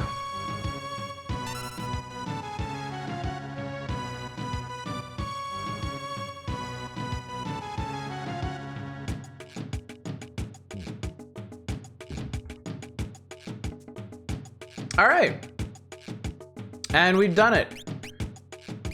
Moog now has, I guess I could do a few more battles real quick to show you the rest of the dances, because we're probably not gonna see them.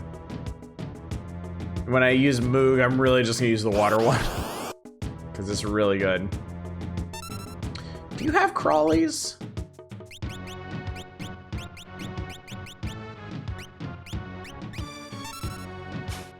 I was amused among the many wild animals that wander the veldt, so do soldiers and people, yeah.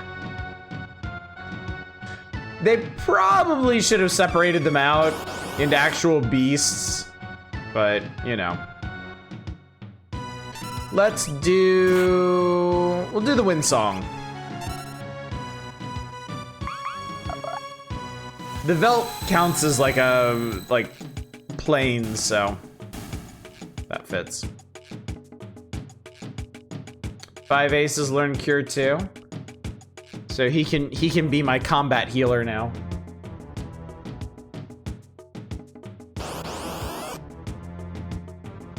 Pterodon. Let's see. Desert Aria. Kid just runs off. It's the mechanics of his skill system. Instead of normal attacks, he basically takes on the properties of certain enemies, and he learns those by running off with them. So when you're in this specific section of the world, during battles, he gets a special command called Leap, where he can leap onto the enemies in that group. And then when he returns to you 1 or 2 or 3 battles later, then he will have learned the abilities of those enemies. Like, now he has the Pterodon abilities.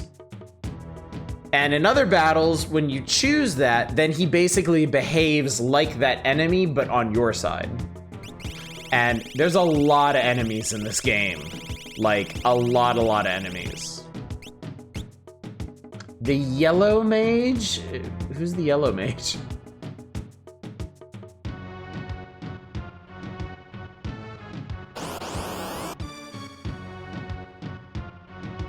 Blue mage? Actually, no. There is also a blue mage in this game.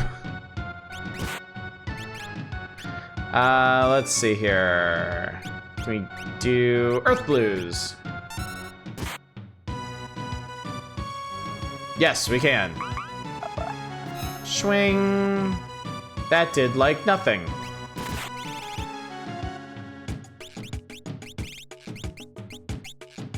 I don't final my fantasies. I mean, he definitely operates similarly to a blue mage, but there is also a specific blue mage in this, so. And the other thing about Rage Kid is once you assign him, okay, that's pretty funny. That did 1,400 damage. That did fucking all the damage. Yeah, once you assign him a creature, you no longer control him. Whereas the blue mage that we get later in the game, he just has access to a library of spells that you can use normally. All right, anyway, chat, I think we're gonna stop here for the night. Squirrels are going for that man's nuts. So we made some good progress. We made it through the Magitech facility. We got a new party member. Tomorrow night, when we come back, we are headed for the Sealed Cave. The Sealed Cave is scary. It's a pretty tough place, if I remember correctly. So we'll see how that goes for us. Thursday and Saturday nights will be the power hours. We'll be finishing up the November 1994 issue and starting the December one. And then Friday is going to be the February community night. We'll be doing all kinds of chaotic, destructive games, which I think will be excellent catharsis for me on this after the week that I am having. So yeah, thank you. I appreciate that. Streaming tonight has definitely lifted my spirits. This has been a lot of fun, and I am definitely looking forward to tomorrow night. But all good things, chat, and we gotta call it for tonight. So let me go find somebody to raid if anybody's up at the moment. And it looks like, yep, I can go raid Dama. I can always count on Dama. Oh, they're playing Shantae, nice. I have played one Shantae game, and it was all right. It was pretty okay. But anyway, chat, thank you so much for coming out tonight. Thank you for rejoining me after my eventful trip and the many highs and very lows of the last couple days for me. So, and thank you for joining me for Final Fantasy VI. I am having a really good time with this. It is just what I need on my late nights, and hopefully I will see you all out tomorrow night for more of this. But until then, as always, y'all take care. Bye, everybody.